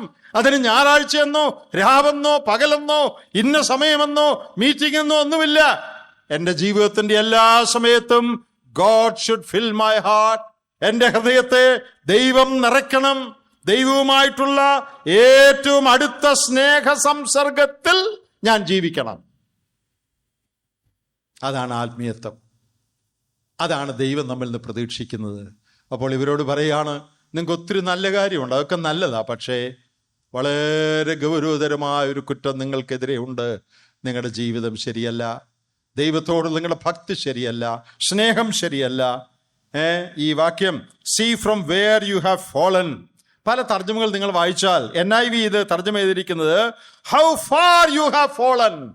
എത്ര ആഴത്തിൽ നീ വീണിരിക്കുന്നു. നെറ്റ് ബൈബിൾ ഇത് തർജ്ജമ ചെയ്തിരിക്കുന്നത് from what high state you have fallen. എത്ര ഉന്നതമായ നിലയിൽ നിന്ന് നീ വീണിരിക്കുന്നു. വേമൗത്തിന്റെ ട്രാൻസ്ലേഷനിൽ പറയുന്നത് height from which you have fallen. എത്ര ഉയരത്തിൽ നിന്നാണ് നീ വീണിരിക്കുന്നത്. ആ വീഴ്ച ഭയങ്കരമായൊരു വീഴ്ചയായി ദൈവം കാണുന്നു. ഇന്ന് രാത്രി ദൈവം എന്നിൽ നിന്ന് എന്താണ് പ്രതീക്ഷിക്കുന്നത് എന്ന് എനിക്ക് മനസ്സിലായാൽ എൻ്റെ ആത്മീയ ജീവിതത്തിൻ്റെ പകുതി ജയിച്ചു. ദൈവം എന്നിൽ നിന്ന് പ്രതീക്ഷിക്കുന്ന എൻ്റെ പണമല്ല, ഞാൻ കുറേ സമയം കൊടുക്കുക എന്നുള്ളതല്ല, ഞാൻ എൻ്റെ അറ്റൻഡൻസ് അല്ല, അതെല്ലാം നല്ല കാര്യമാണ്. പക്ഷേ എന്നിൽ നിന്ന് ദൈവം പ്രതീക്ഷിക്കുന്ന ഏറ്റവും വലിയ കാര്യം പൂർണ്ണ ഹൃദയത്തോടെ അവനെ സ്നേഹിക്കുകയും അവനോട് ചേർന്നിരിക്കുകയും അനുദിനം അല്ല അനുനിമിഷം അവനോട് ചേർന്ന് ഞാൻ നടക്കുകയും ചെയ്യുന്ന ജീവിതമാണ്. ഏതിൽ നിന്ന് വീണിരിക്കുന്നുവെന്ന് നീ ഓർക്കണം. പൗലോസ് അപ്പോസ്തലൻ പ്രവർത്തിച്ച സ്ഥലമാണ് എഫെസോസ്. 3 വർഷം പൗലോസ് അവിടെ പ്രവർത്തിച്ചായിട്ട് നമ്മൾ വായിക്കുന്നുണ്ട്. പ്രവൃത്തികളുടെ പുസ്തകം 20-ാം അധ്യായത്തിന്റെ 31-ാം വാക്യത്തിൽ രാപ്പകൽ കണ്ണുനീരോടുകൂടി അവനവരെ ഉപദേശിച്ചതായിട്ട് പൗലോസ് പറയുന്നുണ്ട്. മാത്രമല്ല, നിങ്ങൾക്ക് അപകടം സംഭവിക്കാൻ സാധ്യതയുണ്ടെന്ന് എഫെസോസിലെ മൂപ്പന്മാരോട് പൗലോസ് പ്രവൃത്തി 20-ൽ പറയുന്നതായിട്ട് നമ്മൾ വായിക്കുന്നുണ്ട്. ഇതിനു മുൻപ് നല്ലൊരു ലേഖനം, ആഴമേറിയ ആത്മീയ സത്യങ്ങൾ ഉൾക്കൊള്ളുന്ന ഒരു ലേഖനം, യാതൊരു ശാസനയുമില്ലാത്തൊരു ലേഖനം, എഫേസ് ലേഖനം പൗലോസ് അവർക്ക് എഴുതിയതാണ്. സ്നേഹത്തെക്കുറിച്ച് കുറഞ്ഞ പക്ഷം 20 പ്രാവശ്യം ഈ എഫേസ് ലേഖനത്തിലുണ്ട്. 20-ലധികം കാണാം. അങ്ങനെയുള്ളൊരു നിലയായിരുന്നു എഫെസോസിന് ഉണ്ടായിരുന്നത്. എഫേസ് ലേഖനം 1-ാം അധ്യായത്തിന്റെ 15-16 വാക്യങ്ങൾ നിങ്ങൾ വായിച്ചാൽ അവരുടെ സ്നേഹത്തെ പൗലോസ് പുകഴ്ത്തുന്നതായി പറഞ്ഞിട്ടുണ്ട്. എഫേസ് ലേഖനം 1-6 നിങ്ങൾ വായിച്ചാൽ അവരുടെ ആത്മീയ ജീവിതം ആരംഭിച്ചത് തന്നെ സ്നേഹത്തിൽ അവരെ മുൻനിയമിച്ചത് കൊണ്ടാണെന്ന് പൗലോസ് പറഞ്ഞിട്ടുണ്ട്. സ്നേഹത്തിൽ മുൻനിയമിക്കപ്പെട്ട് സ്നേഹം പ്രശംസിക്കപ്പെടുന്ന ഒരു സഭയായിരുന്നു എഫെസോസ് സഭ. Now see from where you have fallen. നിങ്ങൾ എവിടെ നിന്ന് വീണിരിക്കുന്നു എന്ന് ഓർക്കുക. എന്നിട്ട് 3 കാര്യങ്ങൾ ചെയ്യണമെന്ന് അവരോട് പറയുക. എന്താ? ഒന്നാമത്തേത് റിമെമ്പർ, നീ ഓർക്കുക. രണ്ടാമത്തേത് റിപ്പന്റ്, നീ മാനസാന്തരപ്പെടുക. മൂന്നാമത്തേത് റിപ്പീറ്റ്, ആദ്യത്തെ പ്രവൃത്തി നീ വീണ്ടും ചെയ്യുക. ഏതിൽ നിന്ന് വീണിരിക്കുന്നുവെന്ന് നീ ഓർക്കുക, റിമെമ്പർ. 2, നിനക്ക് സംഭവിച്ചേക്കുന്ന വീഴ്ചയോർത്ത് റിപ്പന്റ്, നീ മാനസാന്തരപ്പെടുക. ആദ്യത്തെ പ്രവൃത്തിയിലേക്ക് നീ മടങ്ങി വരിക, അത് നീ വീണ്ടും ചെയ്യുക, റിപ്പീറ്റ്. ഇന്ന് രാത്രി ദൈവം നമ്മോട് പറയുന്നത് തന്നെയാണ്, റിമെമ്പർ, റിപ്പന്റ് ആൻഡ് റിപ്പീറ്റ്. അതല്ലാതെ അതിന് യാതൊരു പരിഹാരവുമില്ല. വേറൊരു പോംവഴിയും ഒരു സൂത്രപ്പണിയും അതിന് ഇല്ല. വേറൊന്നും ദൈവം പ്രതീക്ഷിക്കുന്നില്ല. ആകെ ദൈവം പ്രതീക്ഷിക്കുന്നത് അനുദപിച്ച് മടങ്ങി വരിക എന്നുള്ളതാണ്. ഇന്ന് രാത്രി ഒരു കാര്യം നമുക്ക് മനസ്സിലാക്കാം. Backsliding is primarily a matter of the heart. പിന്മാറ്റം എന്ന് പറയുന്നത് പ്രാഥമികമായി നമ്മുടെ ഹൃദയത്തിൻ്റെ നിലയാണ്. godliness also is primarily a matter of the heart. ദൈവഭക്തിയും പ്രാഥമികമായി ഹൃദയത്തിൻ്റെ കാര്യമാണ്. യോഗത്തിന് വന്ന് പുറകിരിക്കുന്നതല്ല പിന്മാറ്റം എന്ന് പറയുന്നത്. എല്ലാ യോഗത്തിനും വരാതിരിക്കുന്നതും മാത്രമല്ല, അതൊന്നും നല്ല കാര്യമല്ല, അങ്ങനൊന്നും ചെയ്യരുതാലും. എന്നാൽ എല്ലാ യോഗത്തിനും വരികയും മുമ്പിലിരിക്കുകയും ചെയ്യുമ്പോൾ തന്നെ എൻ്റെ ഹൃദയനില ശരിയല്ലെങ്കിൽ ഞാൻ പിന്മാറ്റത്തിലാണ്. ഇന്ന് രാത്രി നമ്മുടെ ഹൃദയനിലയെ പരിശോധിക്കുവാൻ, ദൈവത്തിൻ്റെ ഇവാലുവേഷന്, ആ സ്കാനിങ്ങിന് നമ്മെ തന്നെ ഒന്ന് വിധേയപ്പെടുത്തുവാൻ ഇന്ന് രാത്രി നമുക്ക് സാധിക്കണം. എൻ്റെ വാക്കുകൾ ഞാൻ അവസാനിപ്പിക്കട്ടെ. എൻ്റെ സഹോദരന്മാരെ, നമ്മുടെ സഭകൾ ഉണരുവാൻ, നമ്മുടെ കുടുംബങ്ങൾ ശരിയാകുവാൻ, നമ്മുടെ ആത്മീക ജീവിതം ശരിയാകുവാൻ ഈ രാത്രി ഞാൻ ഓർപ്പിക്കാൻ ആഗ്രഹിച്ച ഒന്നാമത്തെ കാര്യം, നമ്മുടെ വ്യക്തിപരമായ ഭക്തി ജീവിതം ശരിയാകണം. ദൈവത്തോടുള്ള നമ്മുടെ ഇൻറ്റിമസി, നമ്മുടെ അടുപ്പം, ദൈവത്തോടുള്ള സ്നേഹം, അത് ശരിയാകണം. എൻ്റെ ആന്തരിക അവസ്ഥ ശരിയാകണം. ബാഹ്യമായ കാര്യങ്ങളൊക്കെ വേണം കേട്ടോ, അത് വേണ്ടെന്ന് ഞാൻ പറയുകയല്ല. ഉപദേശനിശ്ചയം വേണം, പ്രവർത്തനം വേണം, അതെല്ലാം വേണം. പക്ഷേ അതെല്ലാം ഈ ഹൃദയത്തിൽ നിന്ന് വേണം ഉരുത്തിരിയുവാൻ. God is more interested in the attitude of our heart than in the activity of our hand. പ്രാർത്ഥനയ്ക്കായിട്ട് നമ്മുടെ തലകളെ നമുക്ക് വണക്കാം. പ്രിയ സഹോദരൻ വന്ന് പ്രാർത്ഥിച്ച് അവസാനിപ്പിക്കും. അതിനു മുമ്പ് ഒരു നിമിഷം ഈ കേട്ട വിഷയങ്ങളെക്കുറിച്ച് നമ്മോട് തന്നെ ചില ചോദ്യങ്ങൾ നമുക്ക് ചോദിക്കാം. കർത്താവേ, എൻ്റെ ആത്മീയ ജീവിതം എങ്ങനെ ഇരിക്കുന്നു? പുറമേ എനിക്ക് വലിയ കുഴപ്പമൊന്നുമില്ല, മറ്റുള്ളവരെന്നെ ആത്മീയനായിട്ടൊക്കെ വിചാരിക്കുന്നുണ്ട്, ബാഹ്യമായ സ്റ്റാൻഡേർഡ് അനുസരിച്ച് എൻ്റെ ജീവിതമൊക്കെ വലിയ കുഴപ്പമില്ലാത്തതാണ്. എന്നാൽ നിൻ്റെ കണക്കുകൂട്ടലിൽ, നിൻ്റെ ഇവാലുവേഷൻ, നിൻ്റെ വിലയിരുത്തലിൽ എൻ്റെ ജീവിതം എങ്ങനെ ഇരിക്കുന്നു? നിനക്ക് ഒന്നാം സ്ഥാനം നൽകുന്നതിൽ ഞാൻ എവിടെയെല്ലാം പരാജയപ്പെട്ടു? എൻ്റെ ജീവിതത്തിലെ പ്രയോറിറ്റി ലിസ്റ്റിൽ നിന്നെ ഒന്നാമതാക്കുന്നതിൽ ഞാൻ പരാജയപ്പെട്ടിട്ടുണ്ടോ? അനുനിമിഷം നിന്നോട് ചേർന്ന് നടക്കുന്നതിൽ ഞാൻ പരാജയപ്പെട്ടിട്ടുണ്ടോ? ദൈവഭക്തി കേവലം ആചാരമായി മാറിപ്പോയോ? അതോ ഒരു ജീവൽ ബന്ധമായി പറ്റിച്ചേർന്നിരിക്കുക എന്നുള്ള നിലയ്ക്ക് ദൈവത്തോട് ഏറ്റവും ചേർന്ന് നടക്കുന്ന ഒരു അനുഭവം ഇന്ന് രാത്രി എനിക്കുണ്ടോ? ഒരു നിമിഷം നമുക്കെല്ലാവർക്കും നമ്മുടെ ഹൃദയങ്ങളെ ദൈവസന്നിധിയിൽ വിനയപ്പെടുത്തി ഈ ചോദ്യങ്ങൾ നമ്മോട് ചോദിക്കാം. നമ്മുടെ കണക്കുകൾ നമുക്ക് ദൈവമായിട്ടൊന്ന് സെറ്റിൽ ചെയ്യാം. ഇത് വേറെ ആരും അറിയുന്ന കാര്യമല്ല. കർത്താവേ, എൻ്റെ കാര്യം, എൻ്റെ ജീവിതം ക്രമപ്പെടുത്തണം. ഇങ്ങനെ പോയാൽ പോരാ. പുറമേ കുഴപ്പമില്ലെങ്കിലും എൻ്റെ വ്യക്തിപരമായ ജീവിതം, അതിലെ കുറവുകൾ ഞാൻ പരിഹരിക്കുന്നു. കർത്താവേ, നിന്നോട് ഏറ്റവും ചേർന്ന് നടക്കുവാൻ ഇന്ന് രാത്രി ഞാൻ തീരുമാനിക്കുന്നു. എന്നെ സഹായിക്കണം. എൻ്റെ കുറവുകൾ ഞാൻ ഏറ്റുപറയുന്നു. ദൈവമുൻപാകെ ഒരു നിമിഷം മൗനമായിട്ട് നമുക്ക് നമ്മുടെ കാര്യങ്ങൾ കർത്താവുമായിട്ടൊന്ന് ക്രമപ്പെടുത്താം. അതിനുശേഷം പ്രിയ സഹോദരൻ പ്രാർത്ഥിച്ച് അവസാനിപ്പിക്കുന്നതായിരിക്കും.